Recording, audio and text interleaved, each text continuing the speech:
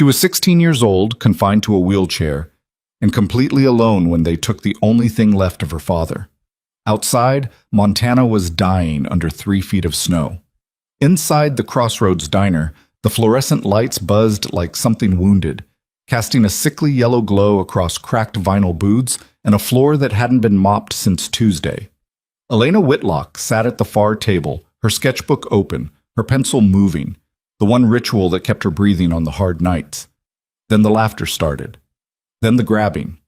Then the crash of her wheelchair against the table edge, and the cold shock of a milkshake soaking through her only clean hoodie while 40 people in that diner looked away and said nothing. No one moved. Not one person. And then, from somewhere deep in the white dark outside, came the thunder. Not weather, not distance. Engines, dozens of them. If you've ever felt invisible in a room full of people, stay until the very end of this story.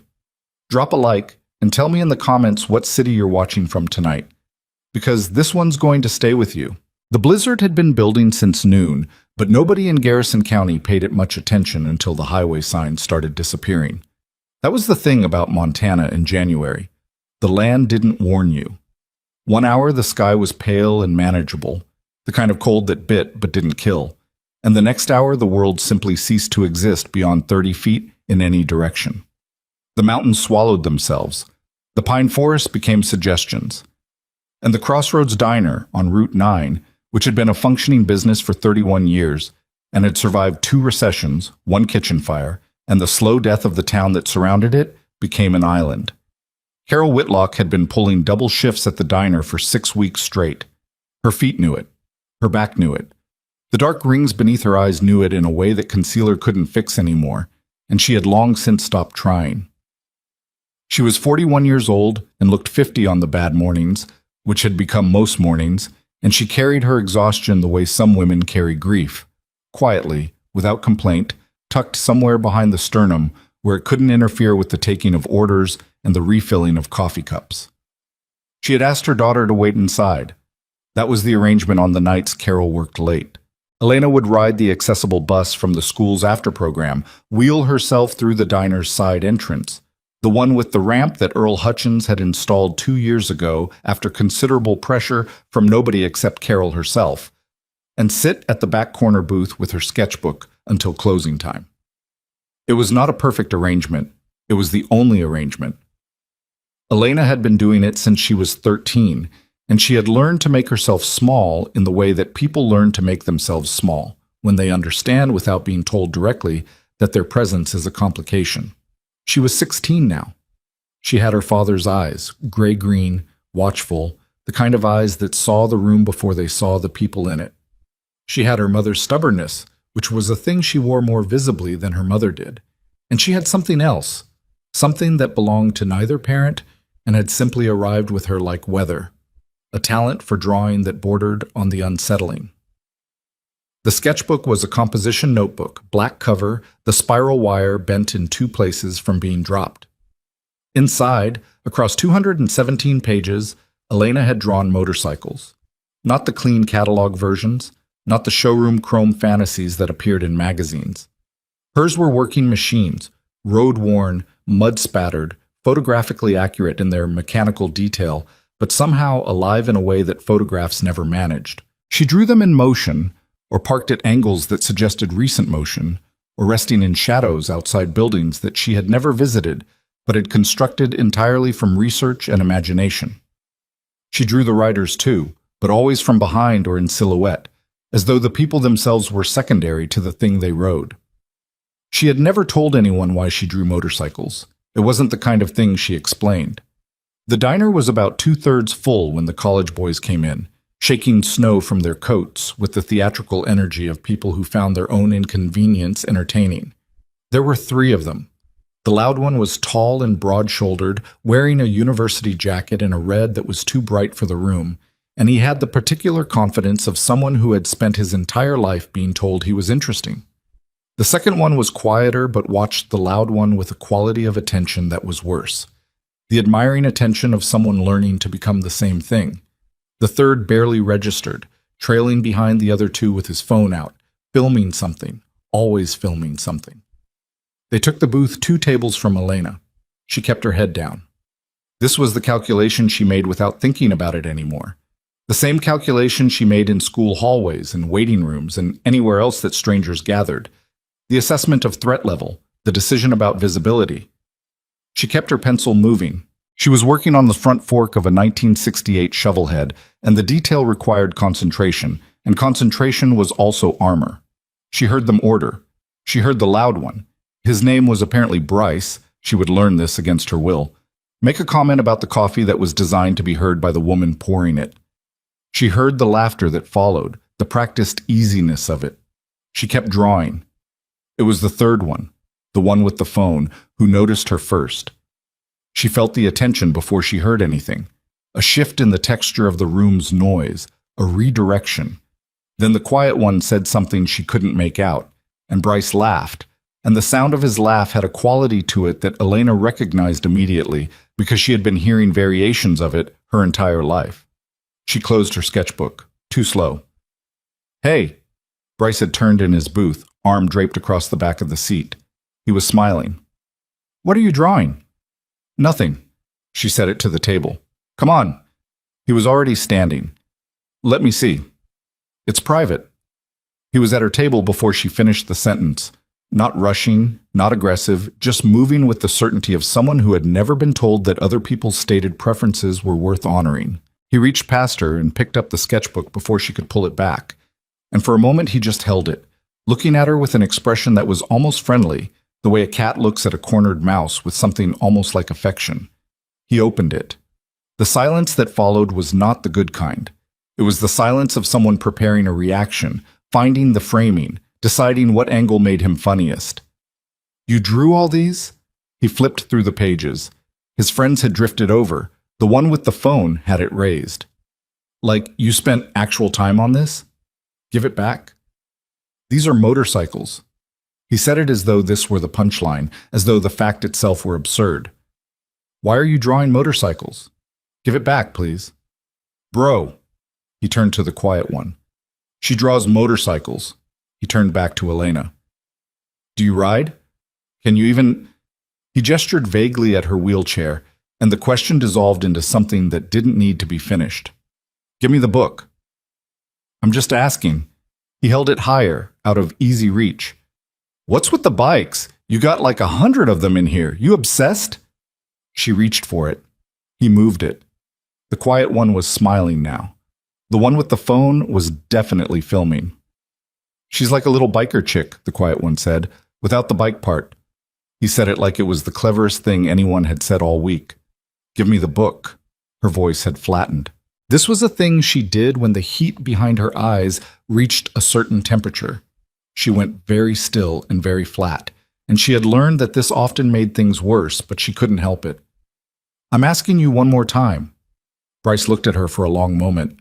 Then he flipped to a page near the back, and something in his expression shifted, not softened, but changed. He turned the book toward his friends. "Look at this one. She drew a whole patch, like a club logo or something." Elena went cold. He was looking at the page she kept near the back, the page she had never shown anyone. Not her mother, not her art teacher, not the counselor at school who had once, in a session that Elena had attended under protest, asked her to draw something that mattered to her. The page with the insignia.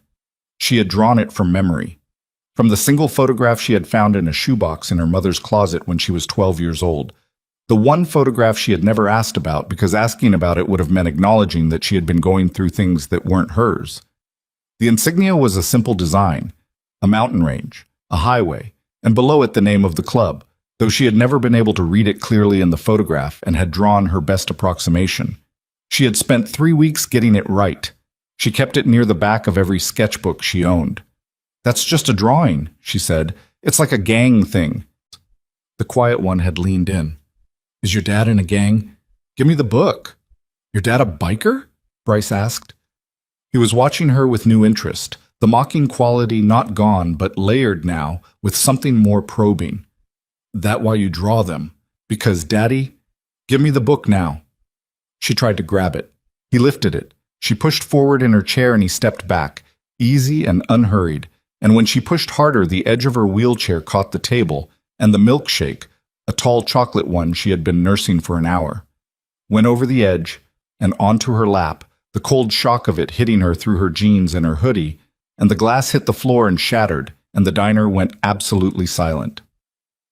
Not shocked silent. Not the silence of people about to intervene. The silence of people who had decided, collectively and without discussion, that this was not their problem and they were going to wait for it to be over. Elena sat in the wreckage of the spill. Cold liquid soaked through to her skin. The sketchbook was still in Bryce's hand, held up and away from her, and he was looking at her with an expression she had catalogued and filed along with all the others. Not quite cruelty, not quite guilt, the particular expression of someone who had gone further than they intended and was deciding whether to stop or keep going and had not yet landed. "Oops," he said, and then, because he had decided, "You should be more careful." She did not cry. She was very specifically not going to cry, but her hands were shaking, and not from the cold. The diner held its breath. And then, outside, through the storm, through the thick walls of the building and the steady drone of the heating unit and the muzak that had been playing since 1994, came the sound. It arrived before it should have been audible. That was the first strange thing. It arrived as a vibration through the floor and then through the vinyl of her seat and then in her back teeth before she heard it with her ears. And it kept building. And it was unmistakably, undeniably the sound of engines. Not one, not three, but many. The overlapping roar of a convoy. Harley engines. She knew the sound. She had grown up knowing the sound the way other children grow up, knowing the sound of a parent's car in the driveway. Bryce looked toward the windows. The quiet one straightened. Even the one with the phone lowered it slightly. And then the motorcycles stopped, and the silence they left behind was somehow louder than they had been. For 10 seconds, nothing happened. Just the buzz of the overhead lights and the drip of chocolate milk from Elena's sleeve onto the floor and the distant wheeze of wind against glass. Then the diner door opened. They came in from the cold, and the cold came in with them. Not the polite cold of someone stamping snow from their boots, but a wall of January Montana that swept across the room and hit every warm cheek at once. They wore leather, not the self-conscious leather of someone doing a costume, but the old, worked, darkened leather of people who had been wearing it for decades in weather worse than this. They wore it the way skin wears scar tissue. The patches on their cuts were not uniform. Some had rocker patches, some had single panels, some had nothing but a chapter name. And they moved with the particular economy of people who had trained themselves, over years, not to waste motion. There were 11 of them in the first wave. More were still visible through the glass, staying with the bikes. Gideon Rourke came in last. He was not the largest. He was not the youngest, 62 years old, though he moved at an age that was somewhere between that number and something older. He was lean in the way that men are lean after a lifetime of physical work, not built but stripped, everything unnecessary burned away by weather and road and time. His hair was silver white, cut short. His face was the kind of face that collected damage the way some faces collect distinction. A broken nose healed crooked, a scar that curved from his left cheekbone toward his jaw, deep lines around his eyes and mouth that had come from squinting into wind and sun and things worse than both. His hands, as he removed his gloves and tucked them into his belt, were the hands of someone who had built things and broken things in roughly equal measure. He wore no expression that Elena could name. That was the thing about him that was hardest to categorize. Not cold, not warm, not threatening, not reassuring. Just present. The way an old mountain is present. The way something that has outlasted a great number of storms is present.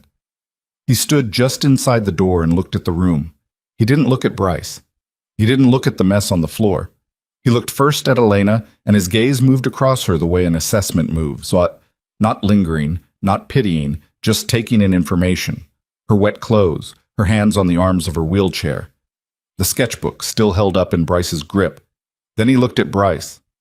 The room, which had been silent, found a new register of silence. Gideon walked to the counter. He nodded at the woman behind it, Debbie, who had worked the late shift at this diner for 9 years, and who was currently standing with both hands flat on the counter, and an expression of someone running rapid internal calculations. "Coffee," he said, "for everybody." He reached into his jacket and placed 3 folded bills on the counter. Then he turned, slowly, and looked at the tableau near Elena's table. "Who touched the kid?"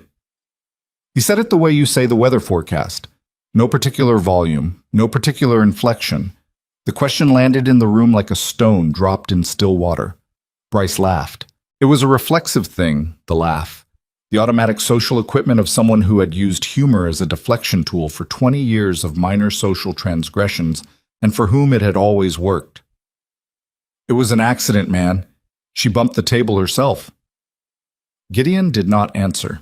He walked toward Elena's table, and the bikers shifted to let him through without anyone directing them, an unconscious choreography. He picked up the sketchbook from Bryce's unresisting hand, and Bryce let it go, not because he was afraid, or not only because he was afraid, but because the alternative had simply ceased to present itself as an option, and he held it for a moment without looking at it. Then he looked at it. Elena watched him. She watched his face the way she watched faces when something important was happening, with complete attention, cataloging. He opened the sketchbook. He turned the pages slowly, and she could not tell what he was looking for because his expression did not change. And then he reached the page near the back, the page with the insignia, and he stopped. The stillness that came over him was different from his earlier stillness. His earlier stillness had been the controlled stillness of a man who controlled himself. This was something else. This was the stillness of a man confronting something he had expected never to see again. He looked at the insignia for a long time, then without looking up. "Where did you get this?" "I drew it," Elena said. "I know you drew it." He looked up at her then, and his eyes were a pale blue that had faded over the decades to something close to gray, and they held an intensity that was not threatening, but was not comfortable either. "Where did you see it?" She said nothing. The question sat between them. He came around to her side of the table and crouched down. A slow, deliberate movement, the movement of a man with old injuries in his knees, until he was at her eye level. Up close, she could see the tattoos on the back of his right hand. Military. A unit insignia she didn't know. "That patch," he said quietly, "hasn't existed for 17 years. She looked at him. Something was moving behind his eyes. She could see it but not identify it. Loss, maybe. Or the shape of something that had once been loss and had become something else over 17 years of carrying it. "My father," she started. "What's your name?" "Elena." "Elena what?" She held his gaze. "Whitlock." And there it was. She saw it happen. The way a face changes when a piece of information it has been carrying in isolation suddenly connects to other pieces, and the whole picture resolves like a developing photograph. His jaw tightened. His eyes went somewhere brief and private. He breathed in slowly through his nose. "Nathan Whitlock," he said. Not a question. The sound of her father's name in this man's voice, this stranger's voice, this scarred and worn and weather-beaten voice, was not what she expected. She had expected to feel defensive, to feel the particular alarm of having a private thing named by someone who had no right to it. Instead, she felt something she didn't have a word for, something like recognition, the way a key feels when it finds its lock. "You knew him," she said. Gideon Rourke was quiet for a moment. Outside, the storm pushed against the building. Inside, 11 bikers stood still around a roadside diner while the coffee brewed and nobody moved and nobody spoke. "Knew him," Gideon said finally, and his voice had changed. Not broken, but changed, the way a road changes when you've driven it too many years to drive it the same way anymore. "Yeah." He looked down at the sketchbook in his hands. "I knew him." He stood slowly. He turned to his riders, while just a look, nothing spoken, and Elena watched something pass through them. Not surprise, not news, something more like confirmation of a thing they had half suspected, a story clicking into place. One by one, beginning with the man closest to the door and spreading outward, the riders removed one glove each. Not both. Just one. They held the bare hand at their side, not raised, not displayed, just open. Elena did not know what it meant. But she knew it meant something, and she knew it was for her father, and she sat in her soaked clothes in her wheelchair in the Crossroads Diner in the middle of a Montana blizzard and watched men who had looked like a threat 10 minutes ago pay some private tribute she had no language for. Bryce and his friends had not moved. They were no longer the center of anything, which was a disorientation they were visibly processing. Gideon looked at them. "You're going to finish your dinner," he said, "and you're going to leave a good tip, and you're going to drive very carefully in this weather." He paused. "That's all I'm going to say to you." It was said without heat. It was said with the particular economy of someone who understood that certain statements require no amplification to carry their full weight. Bryce opened his mouth, then he closed it. Gideon turned back to Elena. He held out the sketchbook. When she took it, his hand covered hers briefly. Not grabbing, not squeezing, just a momentary contact that lasted 2 seconds and then was gone. And she did not know why it made her throat tighten the way it did. "Your father was—" He stopped, started again. "Nathan Whitlock was one of the finest men I've ever known. He said it the way people say true things, without decoration, without performance. And I owe him a debt I've never been able to repay." "He's dead," Elena said. She said it the way she always said it, flatly, preemptively, to get it out of the way before someone else said it with the wrong kind of gentleness. "I know," Gideon said. "When?" 4 years ago. He nodded. Something moved through him that he didn't show on his face, but that she could see in the set of his shoulders, in the brief way his eyes went to the middle distance. "I didn't know," he said. "We'd lost track of him. He was—" He paused. "He left the road. I didn't know why. We tried to find him a few times." "He got sick," Elena said. "Couldn't ride anymore." She looked down at the sketchbook. "He still talked about it, though. He talked about riding a lot." She paused. "He talked about a lot of people. He never said names, but he drew." Gideon looked at the sketchbook. "And you learned to draw the same way." She hadn't thought of it that way. The truth of it hit her somewhere without warning, and she pressed her lips together and looked at the table, and for a moment the only sounds were the coffee machine and the wind. A woman emerged from the cluster of bikers, late 40s, lean, with iron-gray hair cut close and a face that had lived in weather for a long time. She came to Elena's side without ceremony, unzipped her own leather jacket, worn to a deep saddle brown at the elbows, a chapter patch on the back that Elena couldn't read from this angle, and draped it over Elena's shoulders. It was warm from body heat. It smelled like cold air and engine oil and something faintly cedar. "You're soaked," the woman said, not unkindly. "Just a fact. I'm okay." "You're not, but you will be." She said it like she'd said it before and expected to be believed. She disappeared toward the counter and came back a few minutes later with a mug of hot cocoa and a plate of fries and placed them in front of Elena without asking. A younger rider, 25, maybe 26, with the beginning of road wear starting to settle into his face, had produced a roll of paper towels and was quietly cleaning the chocolate milk from the floor. He didn't make a production of it, he just cleaned it. Elena sat in the borrowed jacket, her hands wrapped around the mug, and watched all of this with an expression she wasn't in control of. Gideon had pulled a chair from a nearby table and sat across from her. He'd accepted a coffee from Debbie, who had been watching all of this with the focused attention of someone who understood they were witnessing something and would be describing it for years. He held the mug in both hands and looked at the sketchbook on the table between them. "Tell me about him," he said. "What you remember." It was not the question she expected.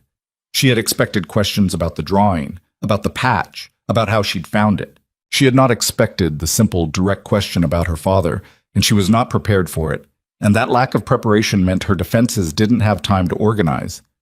"He was quiet," she said, "not sad quiet, just he took up a certain kind of space. You always knew he was there without him doing anything." She turned the mug in her hands. "He had these hands, big hands. He was always fixing things. Even when he got sick, he'd sit on the porch and fix things. Small things, clocks, radios, toys from the yard sales. Like he needed to keep his hands doing something." Gideon's expression did something complicated. "He told me once that the road was the only place he ever felt like himself," Elena continued. He didn't mean that the way it sounds. He didn't mean like he was running from anything. He meant like when he was riding, he was just exactly what he was, nothing more and nothing less. She paused. I didn't understand it then. Do you now? She looked down at the sketchbook. I think drawing is like that for me. I think I was trying to... She stopped. I don't know how to explain it. You don't have to explain it to me, Gideon said. I understand it. The storm outside had found a new register, a deep moan of wind that moved through the building's bones. The light flickered once and held. Elena became aware of how quiet the diner had gone. Not the fearful quiet of before, but a different quality of quiet. Something almost like a room in which something important is happening, and the people present understand that and have made the unconscious decision not to interrupt it. Bryce and his friends had gone. She had not noticed them leave. Gideon set down his coffee and looked at her with the full weight of his attention. Your father saved my life, he said. Not metaphorically. Not in the way people say that. He physically pulled me out of a situation where I was going to die, and he did it at considerable risk to himself, and afterward, he never mentioned it again. He said it plainly, with the flatness of fact. Not to me, not to anyone. I only know because the men with us saw it. He just... A small pause. He did what needed doing and then moved on. Elena's throat was tight. She kept her face still. I've been trying to find a way to balance that debt ever since, Gideon said. For 17 years. I thought maybe someday I'd find him again, and... He stopped, looked at his coffee. Apparently that's not how it works. He reached into the inside pocket of his cut and produced something. A small patch, fabric, old enough that the edges had furred slightly. He set it on the table between them. It was the same insignia she had drawn, exactly the same. Mountain range, highway, and the lettering clear now, unmistakably clear. Iron Covenant. We disbanded, he said, long time ago. Became the chapter you see here. But some things you carry even after they've changed their shape. He looked at the patch, then at her. Your father was a covenant man. That means his family is covenant family. That doesn't change. She looked at the patch. She looked at the man across from her. And then the front door of the diner opened and Carol Whitlock came in from the storm, still in her work coat, snow on her shoulders, and exhaustion carved into her face, and she stopped dead at the sight of nearly 20 leather-jacketed bikers occupying her daughter's corner of the Crossroads diner. The panic that crossed her face was instantaneous and entirely understandable. She looked at Elena.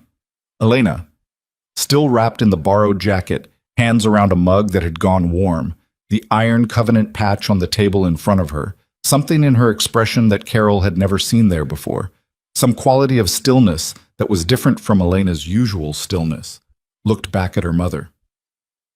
Mom, she said. What is... Carol's eyes moved rapidly across the room. Bikers, a cleaned floor, her daughter's wet clothes. The large man sitting across from her daughter, who rose now from his chair with the slow, deliberate movement of someone trying very hard not to frighten a woman who was already frightened. Elena, what? Your daughter is fine, Gideon said. His voice was measured, soft in a way that didn't go with the rest of him. She's fine. I'm sorry for the alarm. He held up one hand in open, palm out, nothing hidden. My name is Gideon Rourke. I knew your husband. Carol went still. The storm outside pressed against every window. The overhead lights hummed. And in the silence between one breath and the next, Carol Whitlock stood in the doorway of a diner she'd worked in for 6 years and heard the name her daughter had just heard for the first time in years. Not spoken, but implied. And something in her face shifted the same way Gideon's face had shifted when he'd heard the name Whitlock. Pieces connecting, a picture resolving. He talked about you, she said, finally. Her voice was barely above a sound. He always said... She stopped. Her hand had gone to her mouth. He talked about you too, Gideon said. Both of you. And that was when the lights went out. Not a flicker. A complete cut. The kind that happens when a blizzard takes out a transformer. Sudden and total. The diner went black except for the blue-gray light pushing through the snow-covered windows and the glow of phone screens appearing in the darkness like scattered stars. Outside, in the darkness, the motorcycles were still there. Elena could hear them, not running, just present, massive and patient in the snow.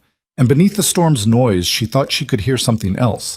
A low sound that she realized after a moment was one of the riders outside singing very quietly to himself. Or maybe to the road.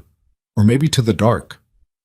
The emergency generator kicked in after 30 seconds, and the lights returned at half strength, yellow and wan, throwing shadows in all the wrong directions. In the uncertain light, Elena looked at the Iron Covenant patch still on the table, at her mother standing in the doorway with her hand still raised toward her mouth, at Gideon Rourke standing between them, and she felt something she had not felt since she was 12 years old and had opened a shoebox in her mother's closet. She felt like something that had been unmoored for a very long time had just, provisionally, found something to tie to. And then the radio behind the counter, battery-powered, ancient, the one Debbie kept for exactly this kind of outage, crackled to life, and through the static came the tail end of a weather report, and the weatherman's voice, calm and clinical over the white noise, said the words that changed the rest of the night. Advising all travelers to stay off Route 9 and surrounding county roads until further notice. The storm system has accelerated significantly. We are now looking at complete whiteout conditions by 9 p.m. Blood and County Emergency Services are reporting a multi-vehicle accident blocking the southbound lane at mile marker 47. All available units are responding. Repeat, Route 9 is closed in both directions. The radio dissolved back into static. Elena's mother was still standing in the doorway. She had come in from the storm on Route 9. She had come from the direction of mile marker 47. The accident had not been there when Carol had driven past. Elena could see that calculation happening in her mother's face, the quick arithmetic of close calls. But Gideon was already looking at the door and his expression had changed again. Not the grief of a minute ago, not the careful gentleness with which he'd been handling the last half hour, but something operational and immediate. He turned to the woman who had brought Elena the jacket and said 2 words too quiet for Elena to hear. The woman was already moving toward the door. "What's happening?" Elena asked. Gideon looked at her, then at Carol, then back at Elena, and his expression did something she hadn't seen it do yet. It went briefly, uncertain, like a man doing a rapid calculation about how much of the truth to hand to a 16-year-old who had already had a harder night than she deserved. He made a decision. She could see him make it. "Someone," he said carefully, "was following us in from the county road." The diner, already quiet, seemed to hold its breath all over again. "Following you?" Carol's voice had sharpened. She was not a woman who had survived 6 years of double shifts and single parenthood by failing to track threat. "Could be nothing," Gideon said, in the tone of someone who does not believe it is nothing. Elena looked at him. She looked at the Iron Covenant patch on the table. She looked at her mother, who was looking at Gideon with an expression that was cycling rapidly through several things Elena could not name. The woman with the short gray hair appeared in the doorway, snow on her shoulders, her breath coming in visible clouds. She looked at Gideon and said nothing, but something in her face said enough. Gideon straightened. The operational thing in his expression crystallized into something colder. "Mrs. Whitlock," he said, turning to Carol, "I need to ask you something, and I need you to answer me honestly." Carol met his eyes. She lifted her chin in the particular way she did when she was afraid, but was not going to let the afraid part show. "Ask. Has anyone been watching your family?" The silence that followed was 3 seconds long. Elena counted them without knowing she was counting them. And then Carol Whitlock's jaw tightened in a way that Elena had never seen on her mother's face in 16 years. A tightening that was not fear and was not anger, but was the expression of a woman who had been carrying a weight she had not shared with anyone, and who had just been asked the exact question she had been dreading and hoping for simultaneously. "Yes," Carol said. "Yes. Since October." The word hung in the air between them. Yes. And it did what certain words do in certain rooms, which is to change the shape of everything around them. Carol Whitlock had not moved from the doorway.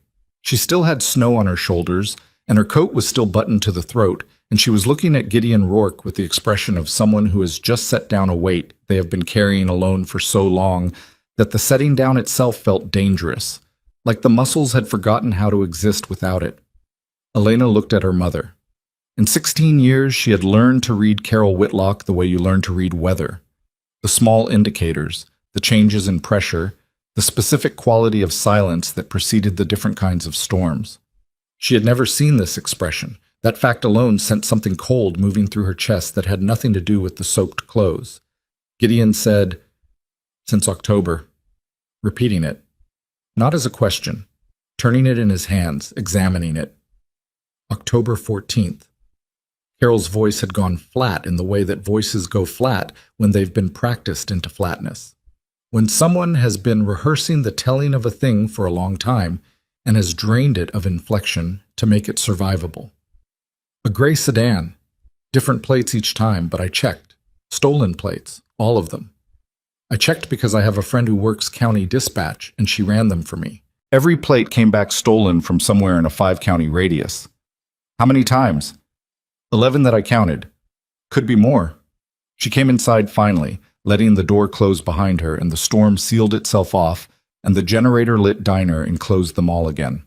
She crossed to Elena without looking at the bikers, just looked at her daughter, did the fast visual inventory that mothers do. The wet clothes, the borrowed jacket, the mug, the patch on the table, the steadiness in Elena's eyes, and whatever she found there was enough because she looked back at Gideon. I went to the sheriff's office in September. Before October, Gideon said, before I started noticing the car. I went because... She stopped. Her jaw tightened again. Because 2 men came to the house in September. Said they were attorneys. Said they had questions about Nathan's estate. Nathan didn't have an estate worth talking about. No. Carol looked at him steadily. He didn't. The woman with the gray hair, Elena still didn't know her name, had moved quietly to stand near the window without appearing to be standing near the window, the way someone moves when they're positioning themselves and don't want the positioning to be obvious. 2 of the other riders had drifted toward the door. None of this was theatrical.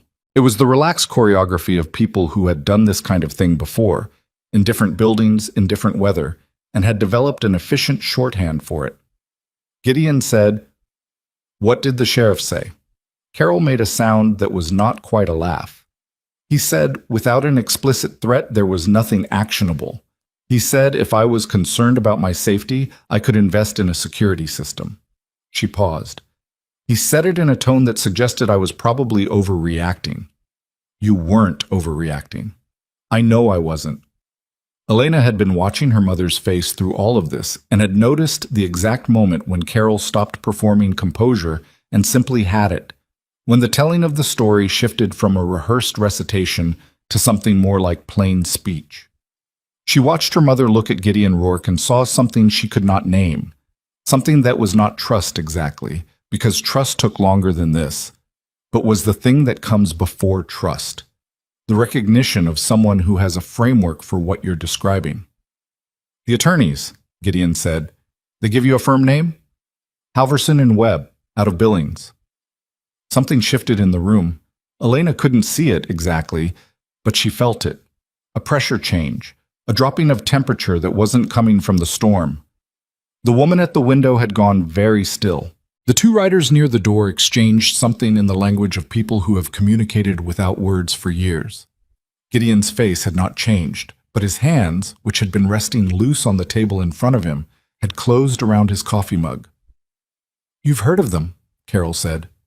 Not a question. "I've heard of them," Gideon said. He didn't elaborate immediately.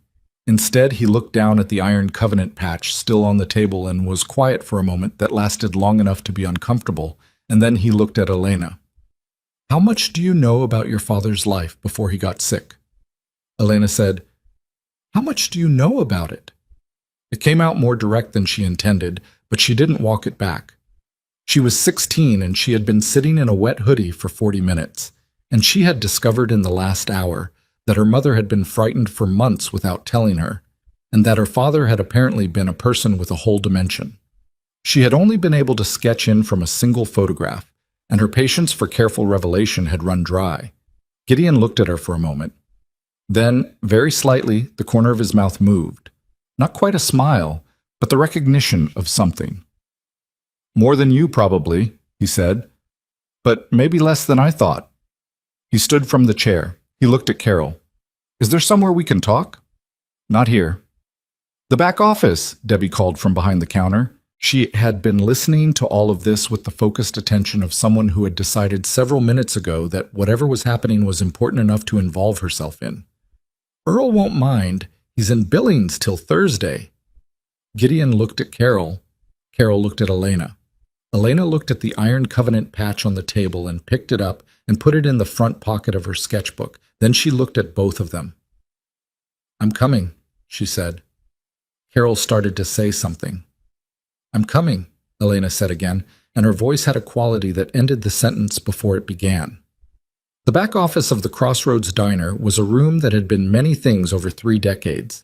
Storage, break room, the manager's workspace, a place where at least 2 people had slept when the road was bad, and currently served as all of them simultaneously.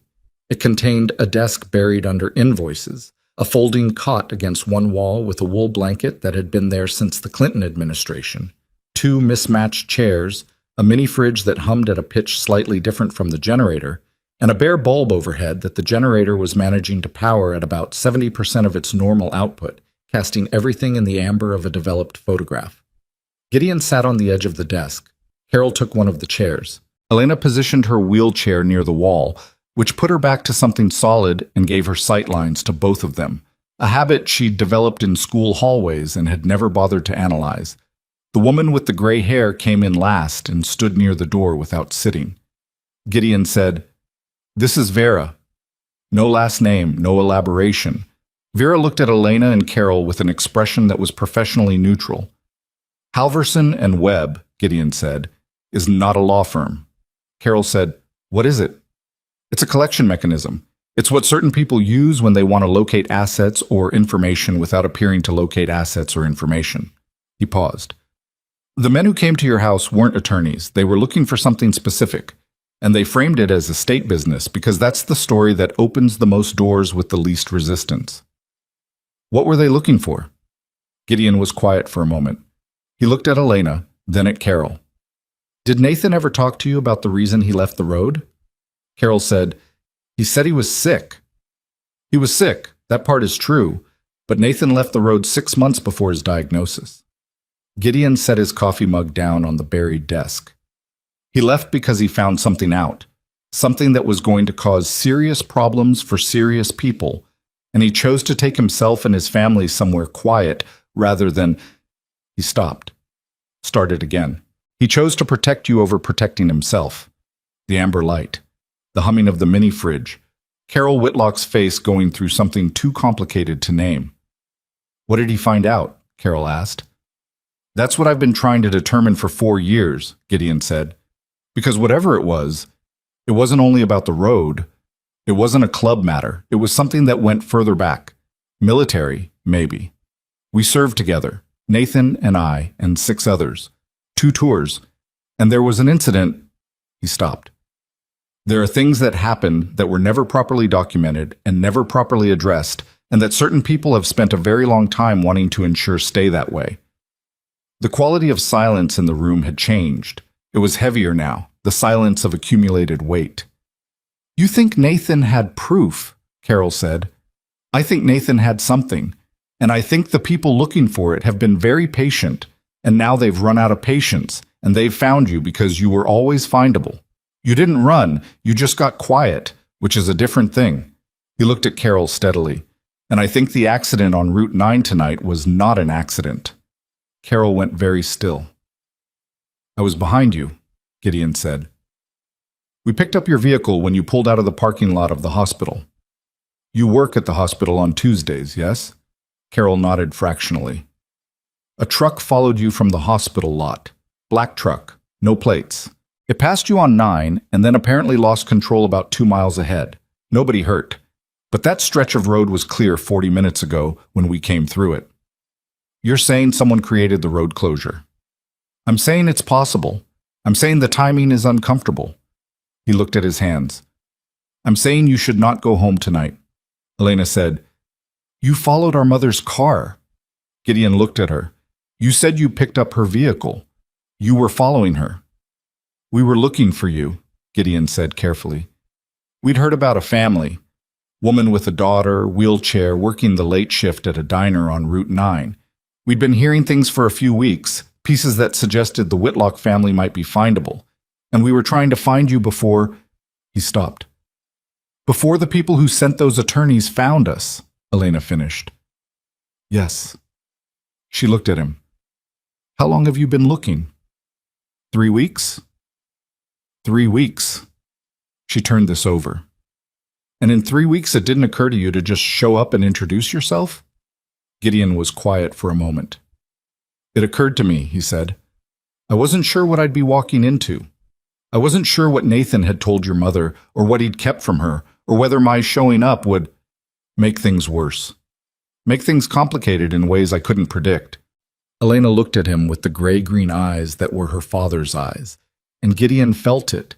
She could tell he felt it, the way a specific quality of regard can carry the weight of someone absent. "They're already complicated," she said. Outside the closed door of the back office, she could hear movement. The bikers repositioning in the diner, the low murmur of conversation, boots on the old wooden floor, the scrape of chairs. It should have sounded threatening. It didn't. It sounded bizarrely, like a house settling into itself. Carol said, "There's a box." Gideon looked at her. Carol had her hands in her lap and she was looking at them. "Nathan gave me a box 4 months before he died. He told me not to open it. He told me if things got complicated, he said, if things got complicated, there was a box and I should give it to—" She stopped. "To who?" Gideon asked. Carol looked up. Her eyes were very clear and very tired and very direct. "He didn't give me a name. He described someone." A pause. "Older. Silver hair, scar on the left side of his face." She looked at Gideon. "He said if I ever met that man, I'd know it was time." The room held its breath. Gideon's hand went briefly and unconsciously to the scar on his cheek. An old gesture. The habitual awareness of a mark that other people noticed before he did. He caught himself and put his hand down. "Okay," he said. His voice was rough in a way it hadn't been before. "The box is at the house," Carol said. "We can't go to the house," Vera said from the door. First word she'd spoken in the office. Her voice was low and flat and had a precision to it. "Not tonight. Not until we know what we're dealing with on that road." "I know where there's a place," Gideon said. He looked at Carol and then at Elena. "It's about 20 minutes north if the roads hold, an old chapter property, heated, safe." Carol said, "I don't know you." "No," Gideon said. You don't." "Nathan trusted you." "Yes." She was quiet for a long moment. The generator hummed. The storm pressed against the building's far wall. Elena watched her mother do the calculus, the rapid, unsentimental assessment of available options that she had watched Carol Whitlock perform throughout her entire childhood in different forms, the calculation of the woman who had been doing this alone for 4 years.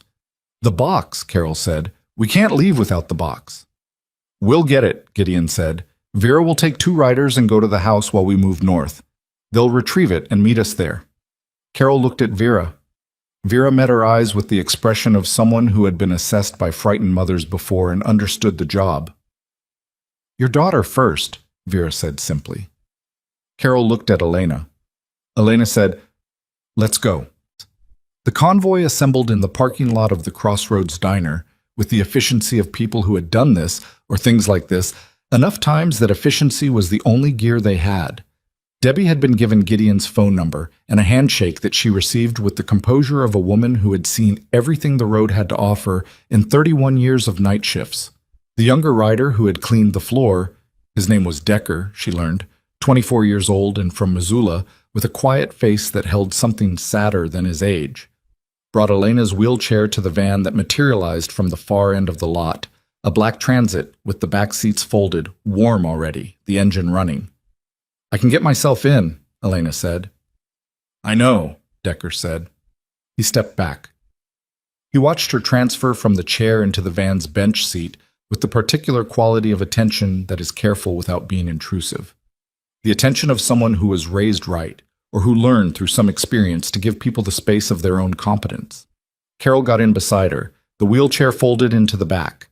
2 riders mounted up on either side of the van. Gideon's Harley, a Road King, old, The chrome worn from years of weather, but the engine sounding like something that had never been anything but healthy, rumbled to the front of the formation.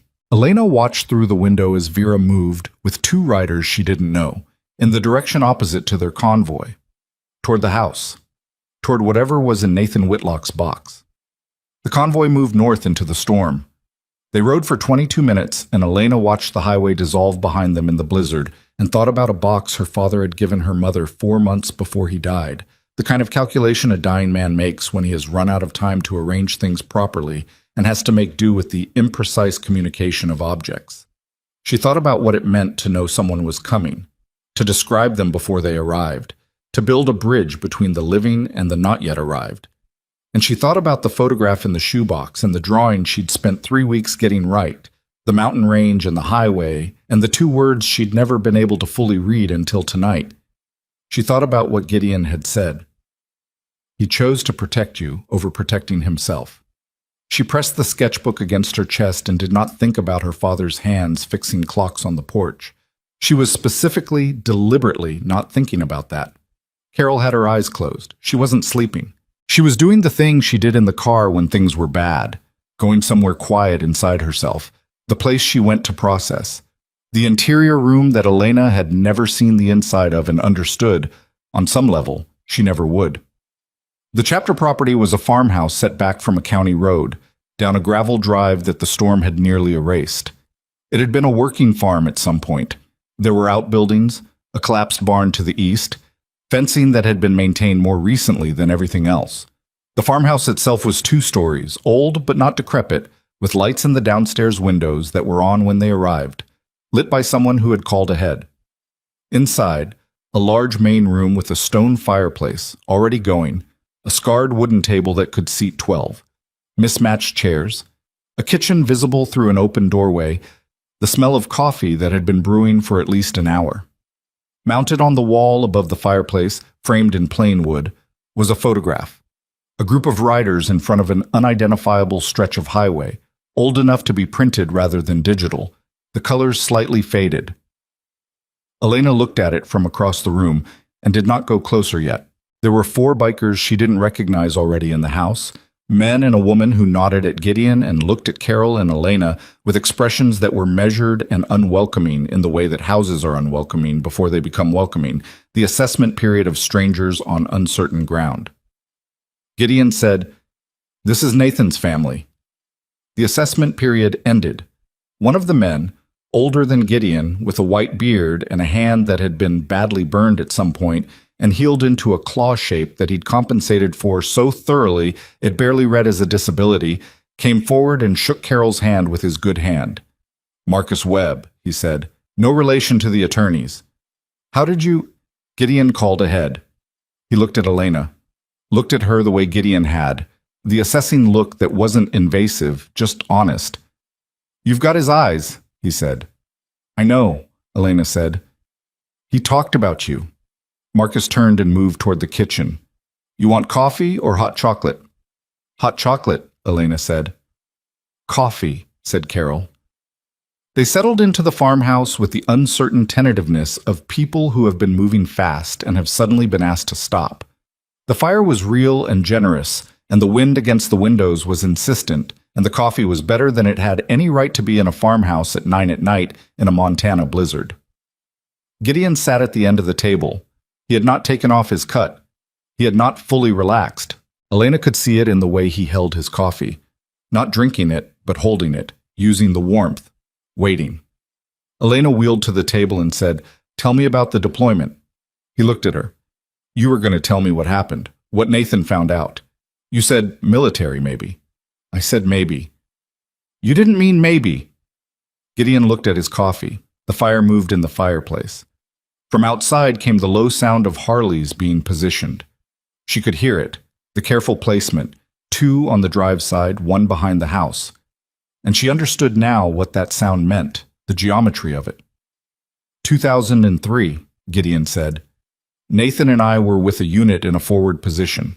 There was an incident involving a contractor, a weapons contractor. Things went wrong in a way that the official record says one thing. What happened says another." He stopped. I'm not going to go into detail tonight. Why not? Because tonight isn't the night for it. He met her eyes. I need to know what's in that box before I fill in details that might contradict what Nathan left behind. I need to make sure our accounts line up before I hand you a version of events that might be wrong in specifics. He looked at her steadily. That's not deflection, that's discipline. She held his gaze. He didn't look away. Fine, she said. Then tell me about the club. What about it? Iron Covenant. You said it disbanded. Why? Gideon was quiet for a moment. Marcus appeared from the kitchen and set a mug in front of Elena without ceremony and went back. The hot chocolate was made with real milk and something else, cinnamon maybe, and it was the best thing she'd tasted in months. Someone inside the club was feeding information to people outside it, Gideon said. We didn't find out who for a long time. By the time we found out, the damage was done. A chapter in Wyoming got raided on information that only an insider could have known. 3 men went to prison. 2 of them didn't come out. He was looking at the table now, not at her. When you find out that someone you rode with, someone who called you brother, was the reason for that, he stopped, breathed. The club didn't survive it. Not because of the raid, because of the knowing. The betrayal. Yes. Elena looked at the photograph above the fireplace. Is my father in that photograph? Gideon looked up. Yes. Which one? He was quiet a moment. Far left. She looked at the photograph from across the room, too far to see clearly in the dim light. She stayed where she was. Was he the informant? She asked. The question came out leveled and precise and landed in the room like a tool being placed on a table, not thrown, just placed. Carol made a sound. Gideon looked at Elena for a long moment, and then he said, No, absolutely not. You're certain. As certain as I am of anything. No hesitation, no qualification. Nathan Whitlock was the reason we found out. He was the one who figured it out, and figuring it out is what put him in danger. The farmhouse creaked in a gust. The fire shifted and settled. Who was it? Elena asked. A man named Carl Dresser. Is he alive? Yes. Is he the one who sent the attorneys? I don't know, Gideon said, but his name is connected to people who would have the resources to send attorneys. He paused. Dresser was the contractor's man. He'd been operating inside the Covenant for 2 years before Nathan found him out. After the raid, he disappeared, became someone else somewhere else. But he left. Another pause. He left something behind, something Nathan had, something Nathan was apparently still holding when he died. Elena said, The box. Maybe. They sat with that. The fire. The storm. The hot chocolate cooling in her hands. It was 40 minutes before Vera's bike was audible in the drive, and Elena knew it was Vera's because she had paid attention to the specific voice of each engine when they'd left the diner, an instinct she hadn't known she had until she had it. The 3 riders came in stamping snow from their boots, ice in their hair, the cold pouring off them in waves. Vera had a box. It was a steel document box, the kind used for fireproofing, gray, with a combination lock. Carol looked at it with an expression that was equal parts relief and dread. Anyone at the house? Gideon asked. Motion on the back road when we were leaving, said one of the riders with Vera, a broad man called Patch, which was apparently not ironic, with the weathered face of someone who had spent decades outdoors. Could have been a deer. Could have been. But we didn't wait to check. Gideon nodded. He looked at Carol. Do you know the combination? Carol looked at the box. She was very still for a moment. Then she said, He used Elena's birthday. Elena went very still. Carol reached forward and turned the dial. The numbers she turned were ones Elena knew without being told. Month, day, year. And the lock released with a clean snick, and Carol lifted the lid, and the room oriented toward it, everyone adjusting without moving, the attention of 11 people collapsing onto a steel box. Inside, papers. A drive, the kind you plug into a computer, wrapped in a plastic bag. A handwritten letter, folded once in an envelope with no name on it. And beneath all of this, resting at the bottom, A single object that made no sense until it made complete sense. A dog tag, military issue, with a name that was not Nathan Whitlock's. Carl Dresser. Gideon reached in and picked up the dog tag. He held it between two fingers and looked at it with an expression that moved through several things in rapid succession. "He had this," Gideon said. Came out quiet. "What does it mean?" Carol asked. "It means Nathan was closer to Dresser than any of us knew." He set the tag down on the table. "And it means Dresser knows someone has it." Elena looked at the envelope at the bottom of the box. The handwriting on the outside was not Carol's name. It was not Elena's. It was Gideon's. The room found its silence again. Elena looked at Gideon. Gideon looked at the envelope with the expression of a man who has just had the ground beneath his feet confirmed as something other than solid. "He knew," Carol said softly. "He knew you'd find us." She looked at Gideon. "He knew you'd come." Gideon reached for the envelope with the deliberateness of a man reaching for something explosive. He turned it over. He looked at it from all sides. Then he looked up. And for the first time that night, his expression had something visible in it that wasn't controlled. Not grief exactly, not fear, but something raw that he had not chosen to show and could not help showing. The particular vulnerability of a man who has been expected to be good for a very long time. He opened the letter. He read it. The room waited. Elena watched his face change as he read, not dramatically, not with the performance of reaction, but in the small, specific ways that faces change when words are landing on real places. She watched him reach the end. She watched him turn the paper over, confirming there was nothing on the back. She watched him fold it again, carefully, along its original creases. He set it on the table. He did not look up for a moment. When he did, his jaw was set hard and his eyes were the pale gray blue of old glacial ice, and something in the room had changed, had shifted, in the way that a room shifts when the person most responsible for holding it together has received information that confirms the very worst of what they feared. "What does it say?" Elena asked. Gideon looked at her. He looked at her for a long moment with the eyes that had been to wars and back, and had carried grief the way roads carry damage, in layers, in subsidence, in the slow accumulation of years under weight. "It says," he said, "that Dresser isn't working alone." A pause. "It says that one of the men in this room has been talking to him." The fire crackled. The storm threw itself against the walls. 11 bikers in a Montana farmhouse in the dead of winter looked at each other with the specific quality of attention that arrives when trust, which had seemed solid, has just been diagnosed as something else entirely. Elena looked around the room. She counted faces. She looked at Gideon, who was looking at the table, and at Vera, who had gone very still, and at Marcus appearing in the kitchen doorway with a dish towel in his burned hand, and at Decker, the youngest, who was looking at the letter with an expression she could not read at all. "Which one?" she asked. Gideon opened his mouth, and then the lights went out. All of them, this time. Generator and all. The farmhouse went dark and the storm pressed in and the fire was the only thing between them and the black. And in the firelight, Elena heard a sound from the back of the house. A door opened from the outside. Not a biker coming in from the cold. The sound was wrong. The sound was the sound of someone who had not knocked. And Gideon was already on his feet, and Vera had something in her hand that caught the firelight and was not a phone.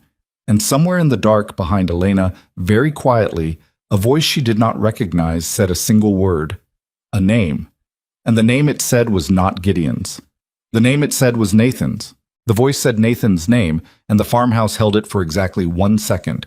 1 full second of firelight and storm noise and 11 people processing. And then everything moved at once. Gideon was already turning toward the back hallway, his body making the decision before his mind finished the sentence. And Vera was moving with him, low and fast, the thing in her hand held down along her thigh in the practiced way of someone who had been trained not to lead with it. Marcus dropped the dish towel in the kitchen doorway and was suddenly not an old man with a burned hand, but something else entirely, something that had been waiting beneath the old man like a second skin. Decker went for the front window. Patch went for the side door. Carol grabbed Elena's arm. Elena pulled free. Not hard, not angry, just the precise removal of a constraint. She kept her eyes on the hallway. The back door had opened and closed. One sound of entry, and then nothing. Whoever had come in was standing in the dark of the back hallway, and they were not moving, and the fact that they were not moving was the most frightening thing about it. The stillness of someone who knew exactly where they were and was comfortable being there. Gideon said very quietly, "Who's there?" Not a question, a declaration of terms. From the dark of the hallway, a figure emerged into the firelight. He was not large. He was 50, maybe 55, wearing civilian clothes that were wrong for the weather. Thin jacket, dress shoes wet through from the snow, the clothes of someone who had not dressed for a Montana winter because Montana winter had not been the plan. He had a narrow face and pale eyes, and the kind of controlled stillness that was not Gideon's stillness, not the stillness of a man who had earned it through decades of weather, but the stillness of someone who had taught himself to appear still as a professional strategy. He was not armed. Both hands were visible, open, held slightly away from his body. He looked at Gideon and said, "I need 5 minutes." Gideon said, "You've got about 10 seconds before I decide your method of entry was hostile." The front approach was compromised. The man's voice was even, careful, the voice of someone accustomed to delivering information in situations where the information itself was the most dangerous thing in the room. "There are 2 vehicles on the county road. They arrived 20 minutes ago. I came through the field." "Compromised by who?" The man looked around the room. His pale eyes moved from face to face with the rapid assessment of a man taking inventory. They stopped on Decker at the front window. Stopped there and stayed. Decker had not moved from the window, but something had changed in the quality of his stillness. Gideon did not look at Decker. He was watching the man from the hallway. "Who are you?" "My name is Rowan Voss. I work for a federal task force that has been investigating Carl Dresser and his associated network for 3 years. A pause. "I was Nathan Whitlock's contact." The fire crackled, the storm against the windows. And in the particular quality of silence that followed that sentence, Elena heard her own breathing. Steady, controlled, the breathing she had trained herself to use when things were bad. And she thought about her father on the porch, with his hands fixing clocks, fixing small things.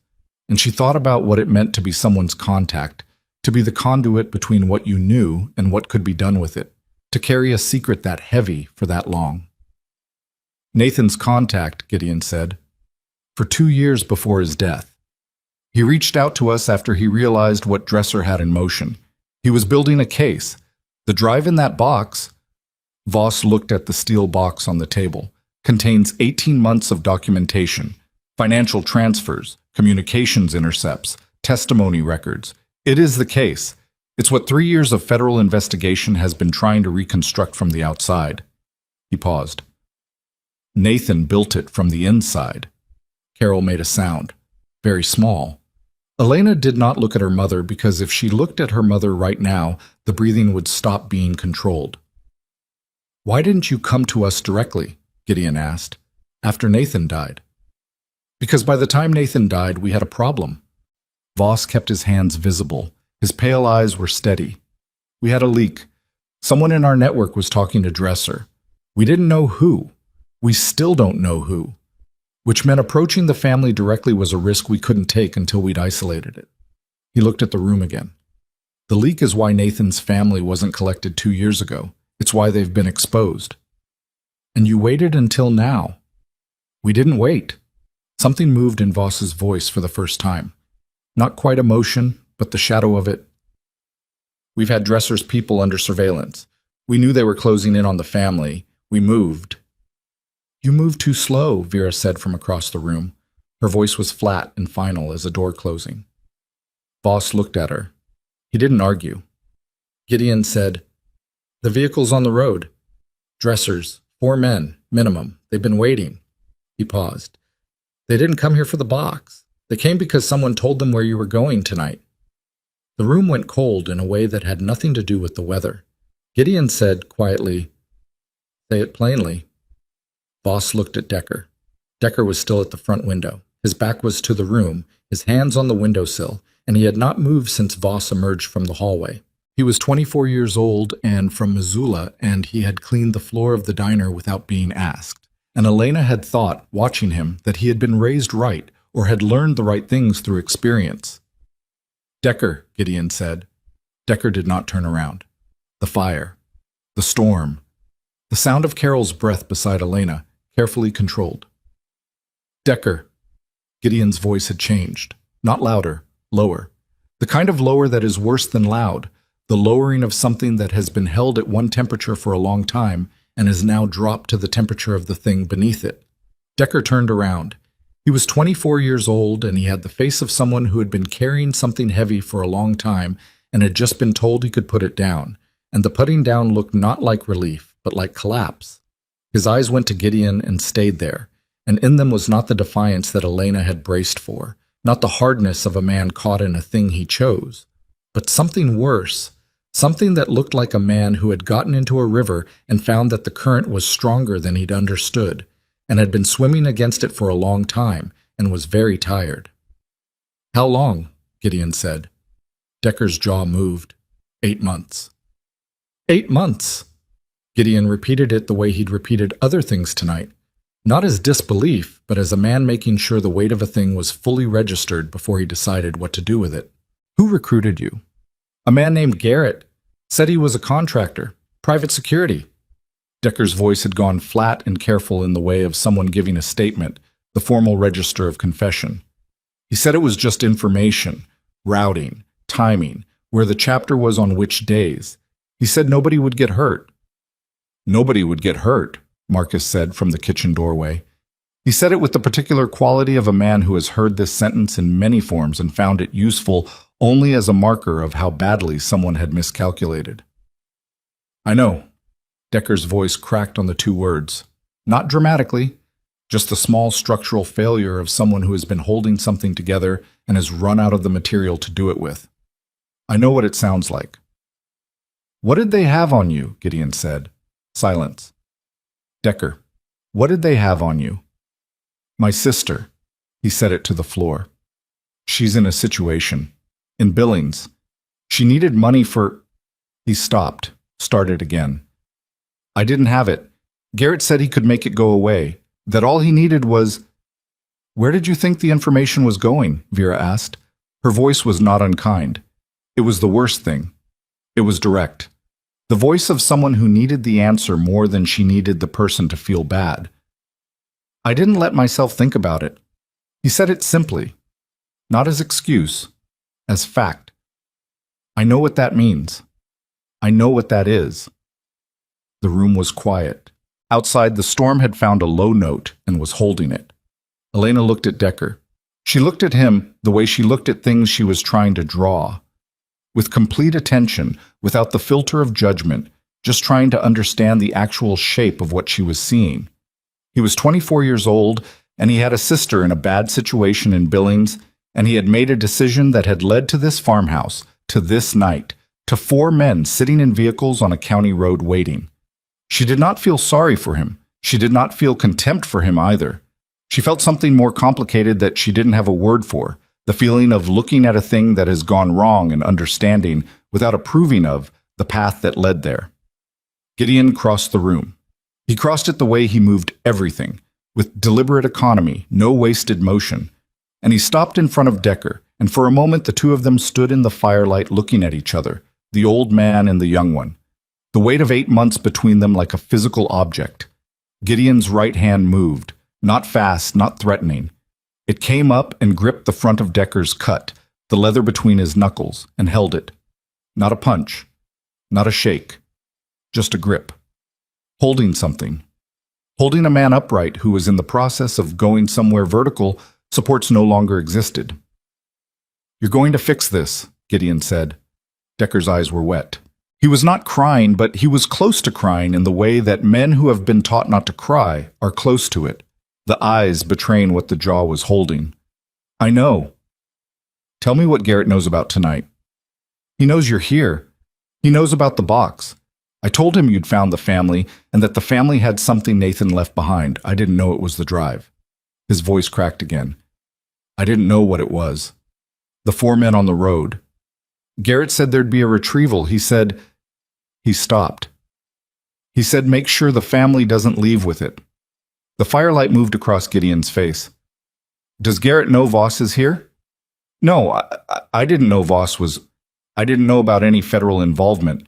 Garrett told me this was a civil matter, a business dispute. That's what he... A business dispute, Marcus said from the kitchen doorway. He said it the same way he'd said nobody would get hurt. Voss had not moved from near the hallway during any of this. He had watched with the professional attention of someone gathering information, not intervening, letting the room process. Now he said, "We can use this." Gideon turned to look at him without releasing Decker's cut. "Dresser's people don't know I'm here," Voss said.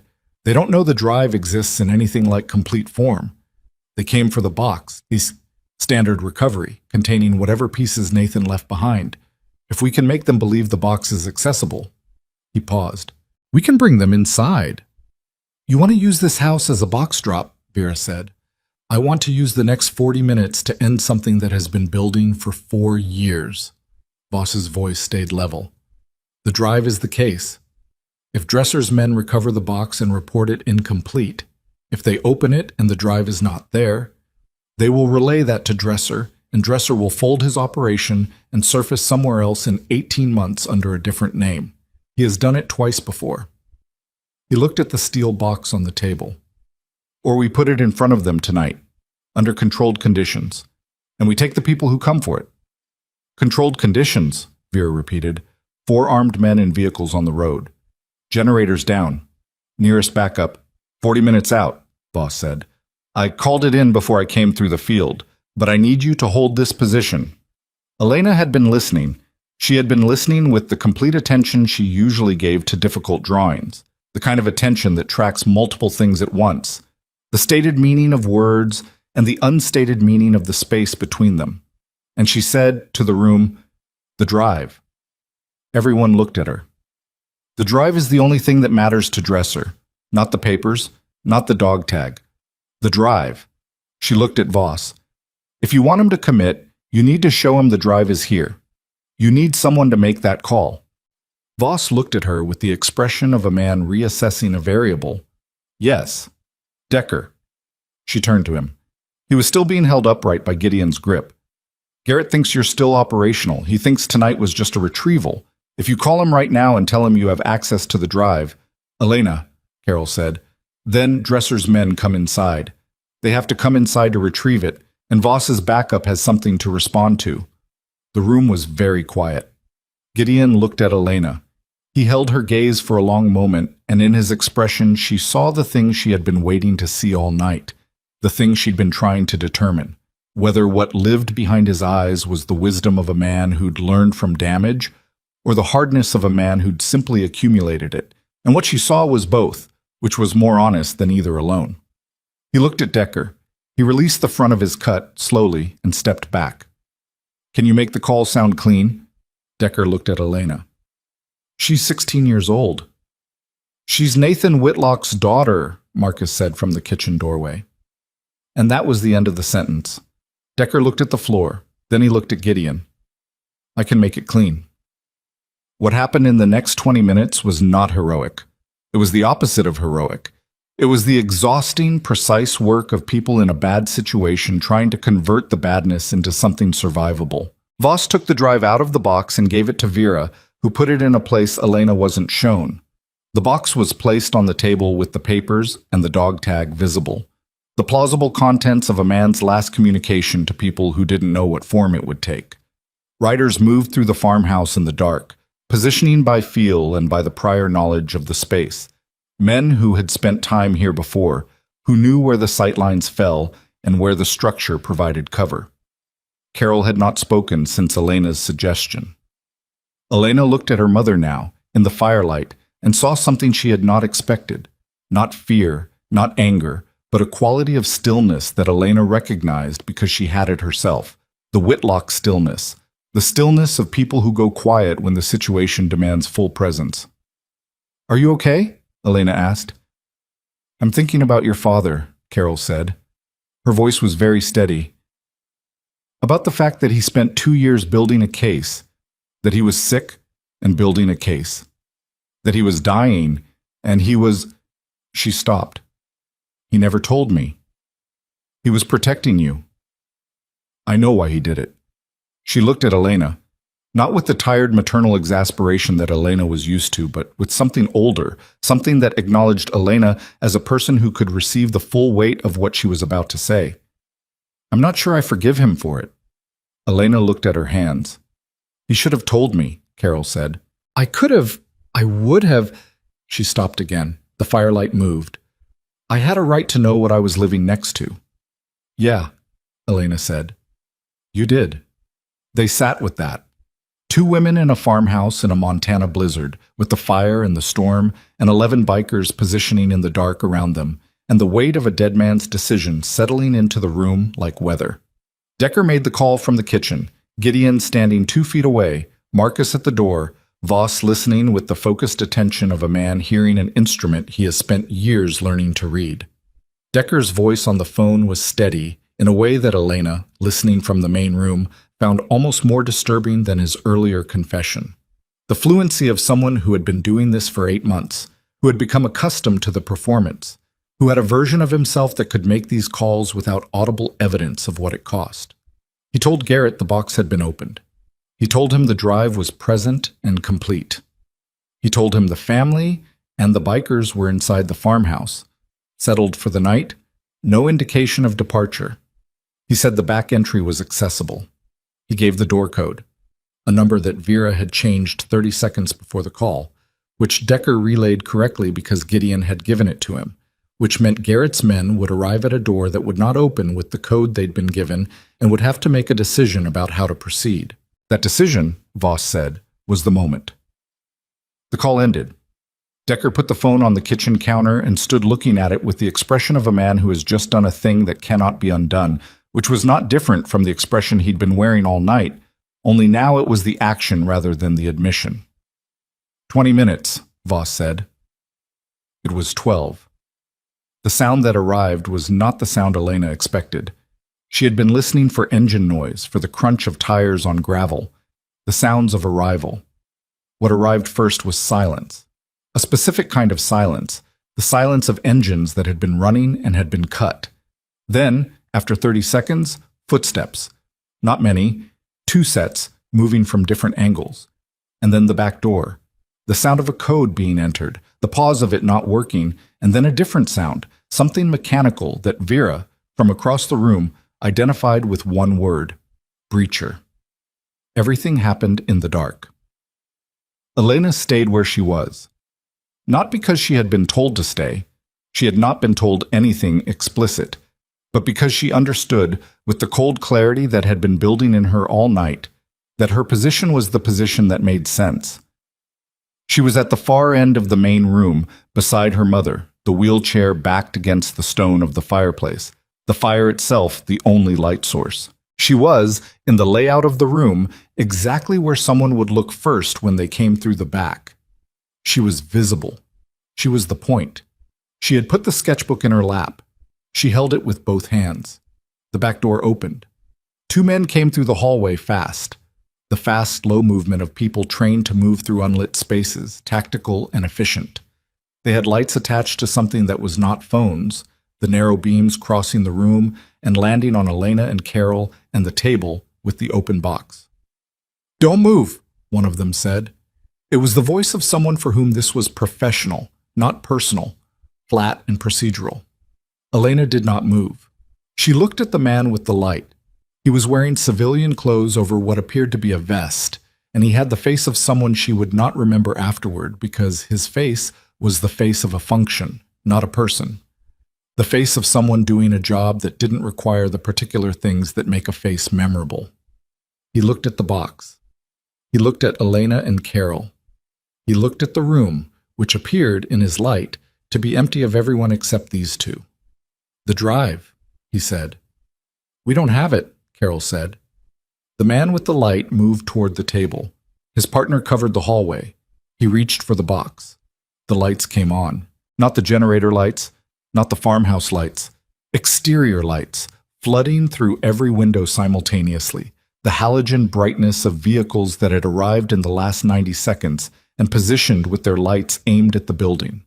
The inside of the farmhouse went from fire-lit dark to overexposed white in a fraction of a second, and in that fraction Elena saw the whole room as it was, the two men from Dresser, frozen by the sudden light, and Gideon emerging from the shadow of the kitchen doorway, and Vera from the alcove beside the front door, and Marcus from behind the folded-down cot, and Voss standing at the hallway entrance with something held at arm's length. Outside, through the windows, there were more lights. There were vehicles that were not Dresser's vehicles. There were voices that were not bikers' voices.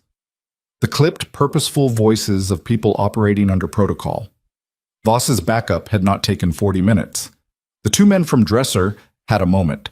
She could see it happen, the half-second of recalculation. And then they made different decisions. The man with the light at the table put his hands up slowly, the body language of a professional who has run the math and found the exit. The man covering the hallway ran. He made it to the back door. He did not make it through the back door. The sound from outside was brief and not what she expected. Not dramatic, not violent, just the sounds of a man being detained, which turned out to sound like a single short struggle, and then a long silence followed by voices on radios.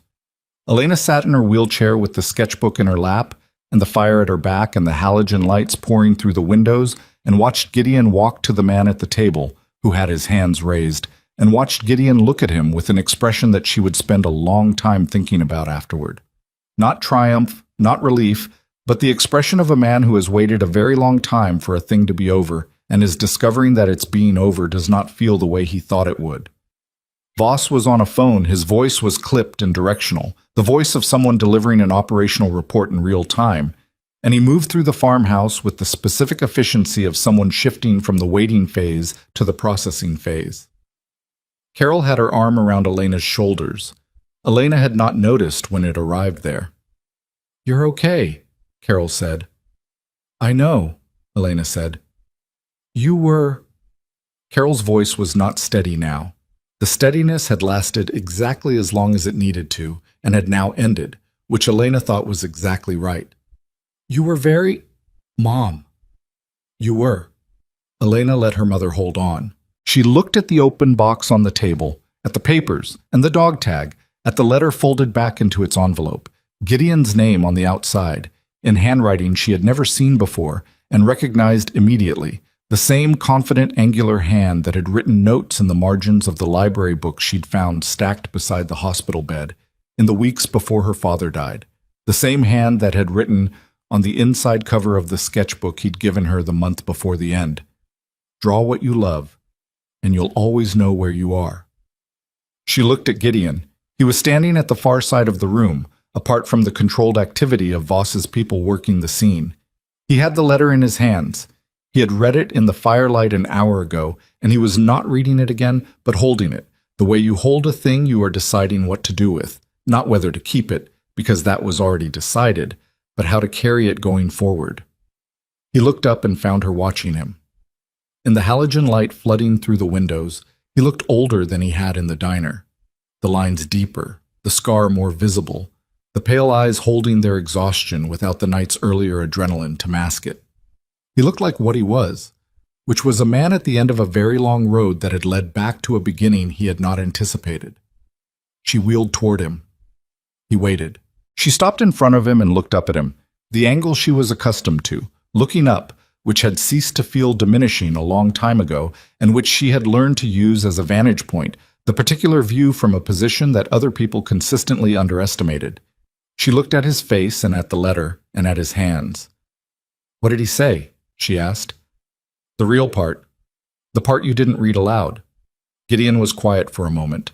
Outside, voices on radios, the storm still pressing, the fire still burning, indifferent to everything that had happened around it. "He said he was sorry," Gideon said, "for leaving the road, for not finding a way to reach out sooner, for leaving things in a form that required—" He paused. "He said he was sorry for the shape of what he was leaving behind." "He shouldn't have apologized for that," Elena said. "No." Gideon's voice was rough. "He shouldn't have." "What else?" A longer pause. Gideon looked at the letter. He asked me to look after his girls. He said it simply. That's the word he used, girls, like you were both still small. Elena looked down at the sketchbook in her lap. The black cover, the bent wire spine, all the motorcycles she had drawn without knowing exactly why.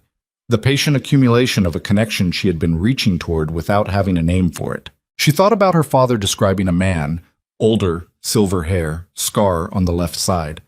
To her mother, building a bridge in the dark years before the crossing would be necessary, trusting that the people on both ends would find their way to the middle.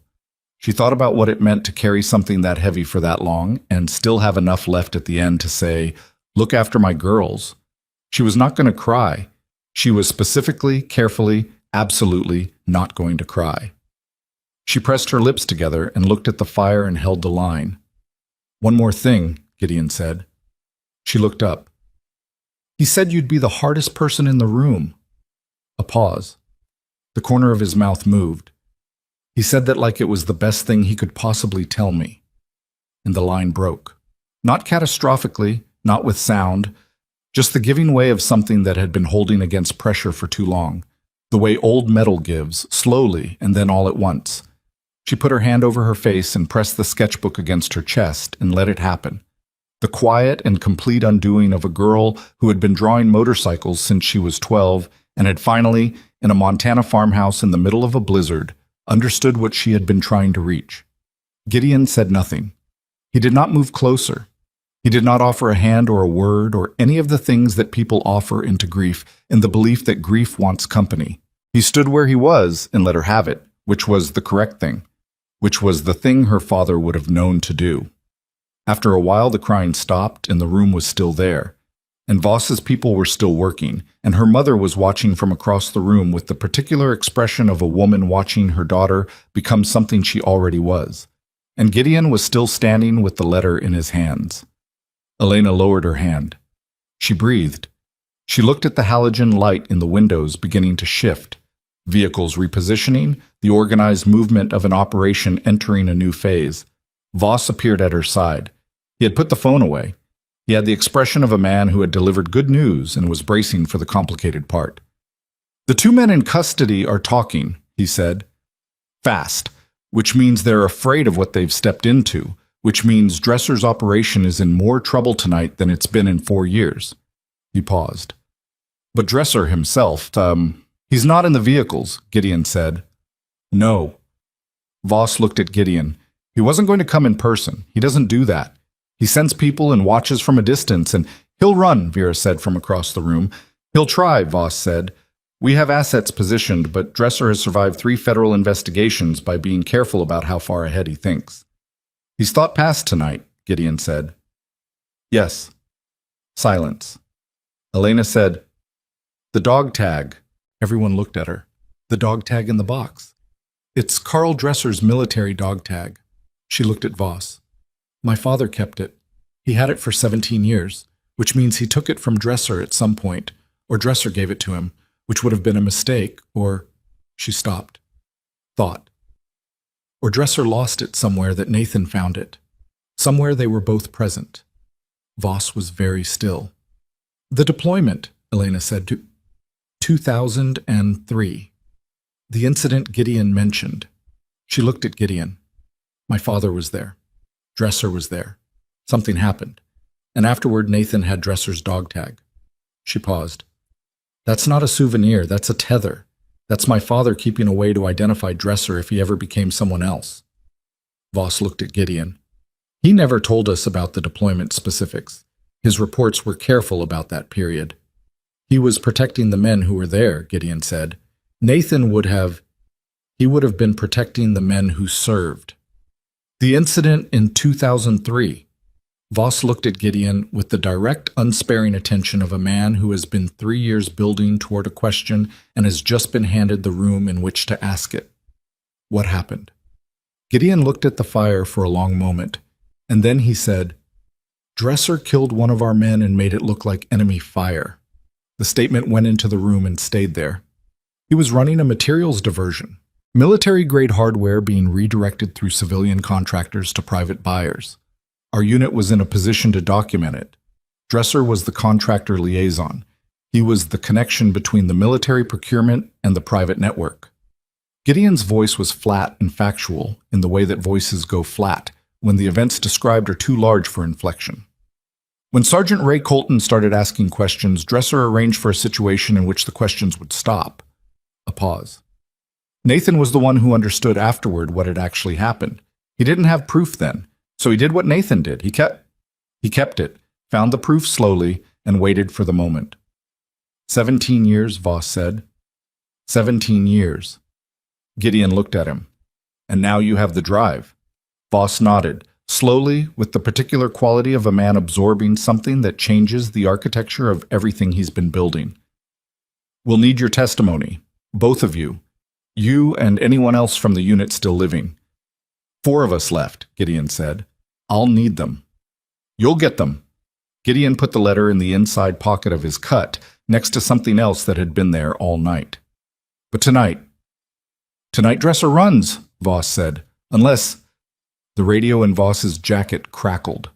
A voice, tight with urgency, said 3 words that Elena heard clearly across the room. Vehicle leaving north. Voss had the radio to his mouth. Which vehicle? Black truck. No plates. Going fast. Follow and box. He was already moving. Do not lose. We lost him. The radio went to static. The room was completely silent. Voss stood with the radio in his hand and the expression of a man watching 3 years of careful construction crack along a structural line. Gideon had gone very still. Vera looked at the windows. Outside, the halogen lights were moving, reconfiguring, the controlled geometry of the operation adjusting to the fact of its central object being no longer present. Dresser was gone. Elena looked at the box on the table, at the drive that Vera had hidden. At the dog tag still resting on top of the papers, Carl Dresser's name and serial number, 17 years old, the physical anchor of a dead man's evidence against a living man's crime. She looked at Gideon. He was looking at the north window. His expression was not the operational calm she'd been watching all night. It was something older, something that lived under the operational calm the way bedrock lives under soil. The expression of a man for whom this particular failure was not abstract, was not strategic, was the reopening of something that had been closed only partway for 17 years, and a brother's death and a debt that had never been properly collected. Vera appeared at his side. She said very quietly, "He'll surface." Gideon said nothing. "Gideon, he'll surface. They have the drive." "The drive puts his network in prison," Gideon said. His voice was very low. "It doesn't put Dresser in prison. Dresser is careful about how far ahead he thinks. He'll have constructed distance between himself and everything on that drive. He'll surface as someone else, somewhere else, in 18 months. He turned from the window. And there will be another Nathan Whitlock. The farmhouse, for all its activity, went quiet in the specific way of people who have understood something simultaneously. Voss was looking at Gideon. Vera was looking at Gideon. Elena was looking at Gideon. And Gideon was looking at the dog tag on the table. He reached for it. He picked it up. He held it in his palm, the small stamped piece of metal, the name and number of a man who had reinvented himself twice and would do it again. "He ran north," Gideon said, "in this storm." "Gideon," Voss started, "Route 9 is closed south. The storm is tracking east. North is the only direction that gets him to a functioning road tonight." He turned the dog tag over in his hand, "And I know where that road goes." He looked at Elena. She met his eyes. She thought about her father on the porch fixing clocks. She thought about 18 months of documentation on a drive the size of a thumb. She thought about Ray Colton, whose name she had never heard until 20 minutes ago, who had asked questions and been answered in a way that left him dead. She thought about the shape of a debt, not the clean, resolvable shape of something that can be repaid, but the other kind, the kind that persists past repayment, the kind that asks not for payment, but for the right action at the right moment. "How far?" she asked. He looked at her for a long moment. "Too far for a wheelchair," he said, "and not far enough for someone who knows what they're protecting." He put the dog tag in his pocket. He looked at Carol, who was watching him with the expression of a woman who had watched her husband carry this thing for years, and was now watching the man who had, apparently, been carrying the other end of it. "Keep them here," he said. "Keep them safe." He looked at Vera. Vera nodded once. He put on his gloves. He walked to the front door. 2 riders fell in behind him without being asked.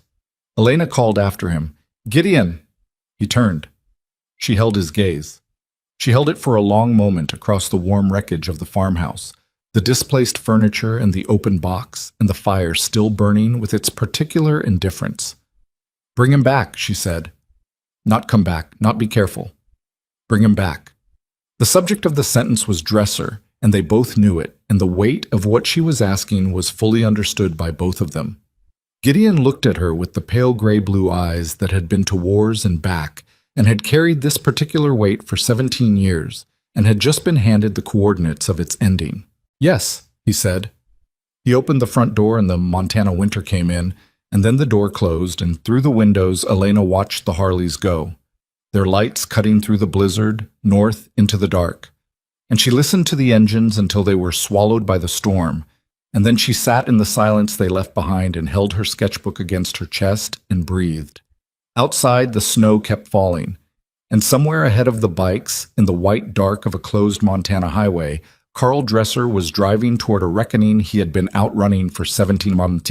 They found the truck at mile marker 12. It had gone off the north road into a shallow ravine, not a crash, a controlled exit, the deliberate choice of a man who understood that a vehicle on an empty road in a blizzard was a target and a parked vehicle in a ditch was cover. The headlights were off. The engine was cold enough that the snow had already begun to settle on the hood, which meant Dresser had been on foot for at least 20 minutes. Gideon killed his headlight. The 2 riders behind him did the same. 3 Harleys in the white dark, idling low, the engines a murmur that the storm almost swallowed. He sat on the bike and looked at the ravine and looked at the tree line beyond it and did the arithmetic of a man who had spent 2 tours learning to read terrain. 1 set of footprints leading north into the pines. Deep prints, the stride of someone moving fast, already filling with snow. "He's on foot," Patch said, pulling alongside. 20 minutes ahead, maybe 25. Gideon looked at the tree line. "There's a hunting cabin another half-mile in. Old chapter property. Sold it 8 years ago, but the structure's still standing." He paused. "He knows about it." "How would he?" "Because someone told him." Gideon looked at Patch steadily. Not accusation, just fact. 8 months of Decker's information included properties, locations, history. He put the kickstand down and dismounted. "He's been planning an exit route since October. The cold hit differently on foot, not the managed cold of riding, where leather and speed and focus created a functional insulation, but the full Montana January pressing in from every direction, the kind of cold that found the gaps and worked into them with patience. Gideon moved through it without adjusting. The scar on his jaw had gone numb. His hands, inside the gloves, were functional, but at the lower edge of functional. He was 62 years old, and his knees were informing him about the terrain in the detailed and unpleasant language they had developed over the last decade, and he filed the information and moved. Patch on his left. A writer named Colton. No relation, a coincidence that had always been uncomfortable and was now more so, on his right. 3 men in the Montana pines, following footprints that the snow was doing its best to erase. The cabin was dark when it appeared through the trees. 1 story, a covered porch, a rusted propane tank at the side wall. No light visible, no smoke from the chimney. Either Dresser hadn't reached it yet, or he'd reached it and was sitting in the dark, which was the choice that Gideon would have made, and Dresser was careful. Gideon stopped 20 yards out. He held a fist up, and the other 2 stopped behind him. He watched the cabin for 90 seconds, counting his own breaths, reading the dark for the specific quality of occupied dark versus empty dark. Occupied. "He's inside," he said, very quiet. "How do you know?" Colton said. "Snow on the porch has been disturbed. The front door isn't fully latched. There's a gap at the frame that wasn't there the last time I was here." He paused. "And if I were him, I'd be inside." Patch said, "We call it in. Wait for Voss." "Voss is 40 minutes out on closed roads." Gideon looked at the cabin. "Dresser has a phone. He has contacts. Every minute we wait is a minute he uses." A pause. And he knows we found the truck. He knows we're coming. He walked toward the cabin. Patch made a sound, then he followed. Gideon crossed the 20 yards without rushing. He crossed it the way he crossed most things, with the deliberate unhaste of a man who had learned that hurry and urgency were different things and had trained himself to access only the second one. He stepped onto the porch. The boards took his weight without sound. Old wood, well-dried, the one structural virtue of a building that had otherwise gone to ruin. He put his hand on the door. He looked back at Patch and Colton, positioned on either side of the porch steps, and gave them the look that translated, in the language they all spoke, to stay until I need you. He opened the door. The inside of the cabin was dark and cold, the cold of a space that had been unheated for years. And for 3 seconds he stood in the doorway reading it, and then a light came on. Not the cabin's lights, which had no power, but a flashlight, handheld, positioned to hit him directly in the face and blind him to whoever was holding it. "Close the door," said Carl Dresser. Gideon closed the door. He stood in the wrecked interior of the old cabin and let his eyes adjust around the direct light, and took in what he could.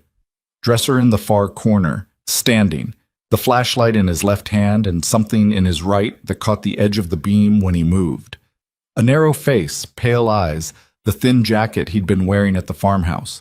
He looked, in the flashlight's backwash, like a man who had been running for 17 years, and had simply run out of the particular kind of road that running required. "Gideon Rourke," Dresser said. He said it like a fact being confirmed.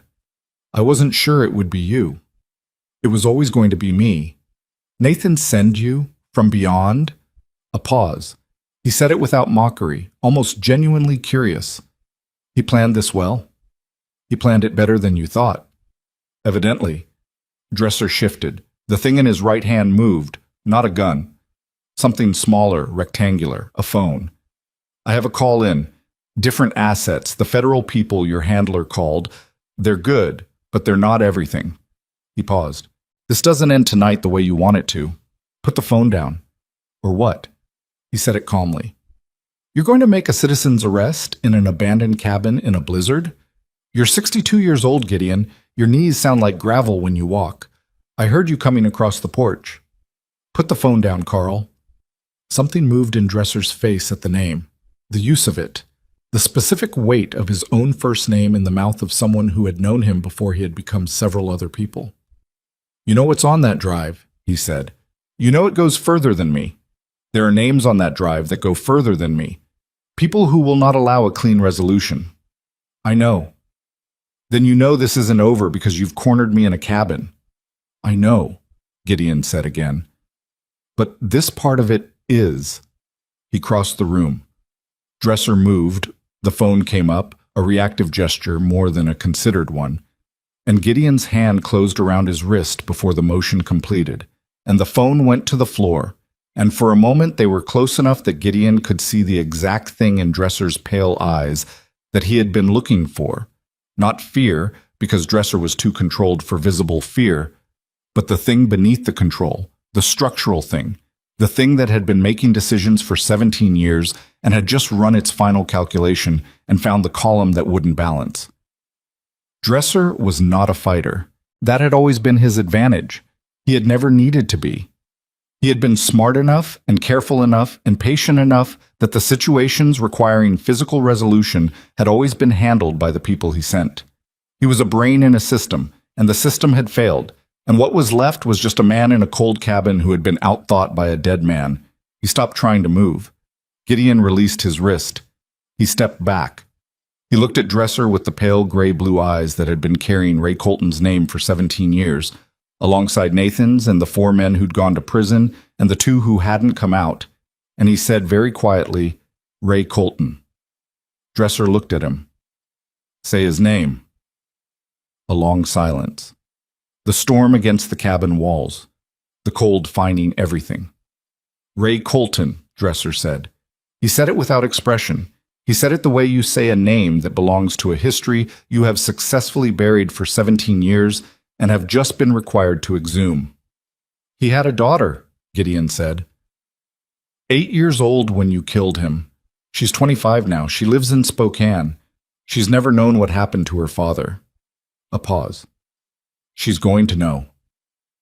Something moved in Dresser's face, something old and resistant, and beneath that resistance, something that might have been, at an angle, in a very forgiving light, the ghost of a thing that had not been completely extinguished, something that acknowledged, without words, without concession, the weight of what had been done and carried and not acknowledged for 17 years. It lasted 1 second. Then it was gone, and Dresser was just a man in a cold cabin. The door opened behind Gideon. Patch and Colton came in from the cold, and with them came the distant sound, growing, sharpening, cutting through the storm's low moan, of vehicles, not Dresser's contacts. The specific acoustics of federal vehicles on a county road, the different engine note of pursuit-rated SUVs, and beneath them, from a different direction, the unmistakable sound of more Harleys. Voss had made the 40 minutes in 28. Gideon looked at Dresser. Dresser looked at the door. "It's done," Gideon said. Dresser said nothing. He looked at the door, and at Gideon, and at the door again, and whatever final calculation he was running, Gideon could see him running it, the rapid assessment of a careful man doing the math one last time, resolved into something that was not surrender exactly, but was the thing surrender becomes when a man has been careful for too long to admit that it ever had another name. Gideon reached into his pocket and placed Carl Dresser's dog tag on the table between them. It lay on the old scarred wood in the flashlight's edge, the name and number still legible after 17 years, the small stamped record of an identity that had been exchanged for several others and had been waiting in a dead man's box to be returned. Outside, the engines grew louder. Lights swept through the cabin's one window. First headlights, then the harsher light of vehicles with purpose, flooding the pines and the porch and the rusted propane tank and the single set of footprints in the snow that led from the road to this place and would shortly be covered over completely, erased by the patient, ongoing work of the Montana winter. Gideon stood in the light coming through the window and looked at Carl Dresser and felt, for the first time in 17 years, the specific sensation of a weight preparing to shift, not gone, not resolved, not clean, because none of it would ever be clean, but moving, finally, from the place it had been lodged since a forward position in 2003, where a good man had asked the wrong questions and a careful man had answered them in the worst possible way. Voices outside, boots on the porch. Dresser looked at the dog tag. He looked at Gideon, and in the moment before the door opened, before the federal agents came through and the night became something procedural and documented and officially witnessed, Gideon saw it. The thing he had been looking for without knowing he was looking for it. The exact moment when Carl Dresser understood, completely and without remaining reservation, that Nathan Whitlock had beaten him. Not tonight, not with the drive or the box or the federal task force in the pines. 17 years ago. From a porch in Montana, with a shoebox and a letter and a description of a man with silver hair and a scar, Nathan Whitlock had beaten him and had known it, and had spent his remaining years building the architecture of that victory brick by careful brick. The door opened. Gideon stepped back. And Carl Dresser, who had been many people in many places for 17 years, stood in the flashlight beam in an abandoned hunting cabin and became, finally, simply the man who had killed Ray Colton, and waited for the world to name him. The paperwork took until 4 in the morning. That was the part nobody told you about. Not the confrontation in the cabin, not the moment when Dresser's wrists were zip-tied by a federal agent who looked young enough to be someone's son and moved with the careful precision of someone who understood the weight of what they were doing. The part nobody told you about was the 4 hours that followed, the forms and the statements and the chain of custody documentation for the drive and the box and the dog tag, all of it conducted in the farmhouse under generator-powered lights while the storm slowly exhausted itself against the walls. Gideon gave his statement to a woman named Agent Ferrara, who wrote in a small notebook with a mechanical pencil and asked her questions in the flat, unhurried manner of someone who had been doing this long enough to understand that the truth came out better when you didn't rush it. He told her about 2003. He told her about Ray Colton. He told her about the forward position and the contractor and the way certain things had been arranged to look like other things, and he told her all of it in the same flat factual register he'd been using all night, and Agent Ferrara wrote it down, and at the end she looked at him and said, "This should have been documented 17 years ago." "Yes," Gideon said. "It should have." She held his gaze for a moment. Then she wrote something else in her notebook and moved on. Decker sat in the kitchen for most of it. He had given his own statement, everything, all 8 months, the name Garrett and the contacts and the routing information he'd passed along, the money that had gone to a situation in Billings that he still hadn't named specifically and that nobody had pressed him on yet, which meant the pressing was coming later in a different room with different people. He sat at the kitchen table with a cup of coffee going cold in front of him and stared at the grain of the wood with the expression of a man who has fully understood for the first time the actual dimensions of what he built. Marcus brought him a fresh cup without being asked. He set it down and didn't say anything. He stood there for a moment with his burned hand at his side and his white beard, and his face that had seen most of what there was to see, and then he put his good hand briefly on Decker's shoulder and went back to the counter. Decker looked at the hand's absence. He wrapped both hands around the new cup. Elena had not slept. She had watched the procedural machinery of consequence at work through the long hours of the early morning, the federal agents moving through the farmhouse with their notebooks and their careful voices, the bikers redistributing themselves in the spaces between official activity, not obstructing, not withdrawing, just present, the way they had been present all night, the way she was beginning to understand they were always present, at the edge of things, in the space between what was official and what was human. Her mother had fallen asleep in the chair nearest the fire sometime around 2. Elena had watched it happen, the slow losing battle of Carol Whitlock's eyelids, the way her head dropped and then came back up twice before the third drop held. She'd been awake for 22 hours. She'd done the arithmetic of a woman who has survived a bad night by converting terror into function, and now the function had found its end and the body had collected its debt. Elena watched her sleep. She watched the fire's last hour, the deep coals, the occasional flag of low flame, the settling and shifting of something that had been burning long enough to know how to burn quietly. She held the sketchbook in her lap and did not draw. She just held it. Voss found her around 3:30. He looked like his night had taken something from him that sleep might not return. Not defeated, but reduced. The reduction of a man who has been operating on the ragged edge of important for too long. He sat in the chair across from her mother's chair and looked at the coals. "Dresser is in federal custody in Billings," he said. "The 2 men from the farmhouse are talking. The network is—" He stopped. "It's going to take time. These things always take time. But the drive is everything Nathan said it was. It's more than we had any right to expect." "Will it be enough?" Elena asked. "For Dresser?" "Yes. For the people above him." He paused. "It's a start. Some of them will find ways to insulate themselves. Some of them won't. That's the honest answer." "Nathan knew that," Elena said. "He knew it wouldn't be clean." "How do you know?" She looked at the fire. "Because he did it anyway." Voss was quiet for a moment. Then he said, "Ray Colton's daughter, her name is Sarah. She's 25. She lives in Spokane. She works as a paramedic." He paused. "She has a right to know what happened to her father. When the time is right, when we can tell it in a way that doesn't compromise the case, someone should tell her." "Someone should," Elena agreed. "I thought you might want to know that she exists." Elena looked at him. She understood what he was doing, not assigning the task, not asking anything, just ensuring the information was in the right hands. The hands of someone young enough to still believe that the telling of true things to people who deserve them was worth the cost of telling. "I do want to know," she said. "Thank you." He nodded. He stood. He looked at Carol sleeping in the chair, at the fire, at the farmhouse that had been the site of several different kinds of reckoning in the last 5 hours. "Your father was one of the most disciplined people I've ever worked with," he said. In a context where discipline could mean the difference between people living and dying, he was exceptional. He said it simply, the way Gideon had said things simply, the way men of a certain age and a certain experience said true things, without ceremony, because the thing itself was the ceremony. "I wanted you to know that from someone who worked alongside him." He left before she could answer, which she thought might have been intentional. The storm had broken by 5.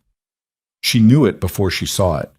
The quality of sound from outside changed, the wind dropping from its long, sustained moan to something intermittent, occasional, the last arguments of a thing that had already lost.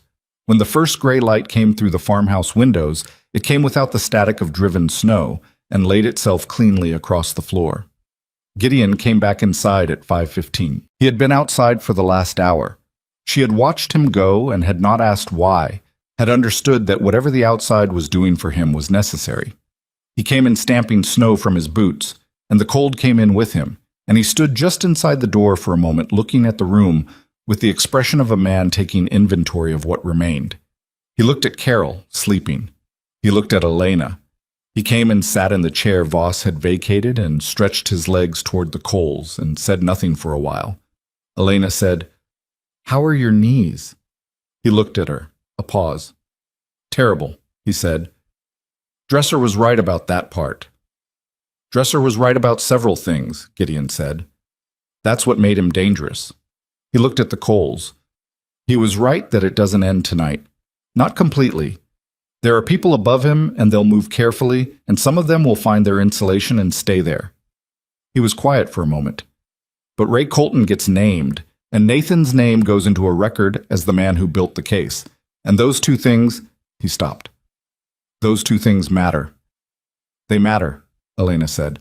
He looked at her. He looked at her the way he'd been looking at her all night, with the full, unguarded attention of a man who had spent hours understanding that the thing he was looking at was not a complication or a rescued person, but someone specific, someone who had arrived at this night already carrying most of what the night had tried to give her. "What do you need?" he asked. "Not tonight, going forward. What do you need?" She thought about it honestly. Not the automatic deflection. She'd been doing that for years, the reflexive, "I'm fine, we're fine" that her mother had taught by example and that Elena had perfected, but the actual question, the real inventory. "I need to know someone's watching the road," she said. "Not all the time, not—" She paused. "I don't need to be managed. I just need to know that if something comes at us from a direction we can't see, there's someone who knows the terrain." Gideon nodded slowly. "That I can do.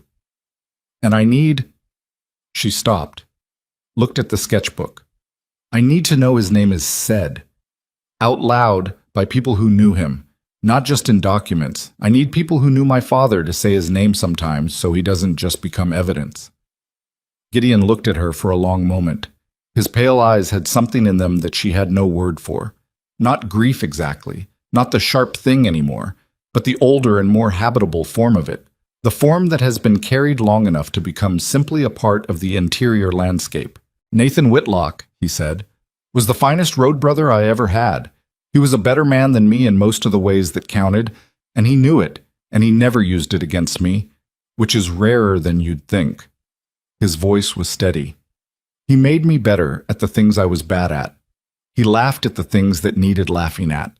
He kept a dog tag in a box for 17 years because he understood that some things need to wait for the right moment, and he trusted that the moment would come even when he wasn't going to live to see it." He paused. "He was your father, and I'm sorry you didn't have more time with him. That's the part that doesn't resolve." Elena pressed her lips together. She held the line. "No," she said, "it doesn't." They sat with that in the gray morning light, the fire down to its last coals. The storm finished, the farmhouse quiet around them, with the particular quiet of a space that has held a hard night and is releasing it. Carol woke at 6. She woke the way she always woke. Not slowly, not with confusion, but all at once, present and oriented within seconds, the survival reflex of a woman who had been the only adult in the room for 4 years. She looked at Elena. She looked at Gideon. She looked at the gray light in the windows. "It stopped snowing," she said. "Hour ago," Elena said. Carol looked at her hands in her lap. She looked at the open box on the table, emptied now, the drive and the papers gone with Voss, the dog tag gone with the federal chain of custody, only the steel shell remaining. She looked at it for a long time. "I'm going to be angry at him for a while," she said, "for not telling me." "I know," Elena said. "I'm allowed to be." "You are." Carol nodded once. She stood, straightened her coat, looked at the kitchen. "Is there coffee?" Marcus appeared in the kitchen doorway. "There's coffee," he said. She looked at him. She looked at the burned hand, at the white beard, at the face of a man who had known her husband on a road she had never been on, who was standing in a kitchen at 6 in the morning, having been awake all night because the family of a brother required it. She looked at him the way Elena had watched her look at Gideon in the diner. The rapid assessment, the calibration. And whatever she found was apparently enough. "Thank you," she said, "for everything last night."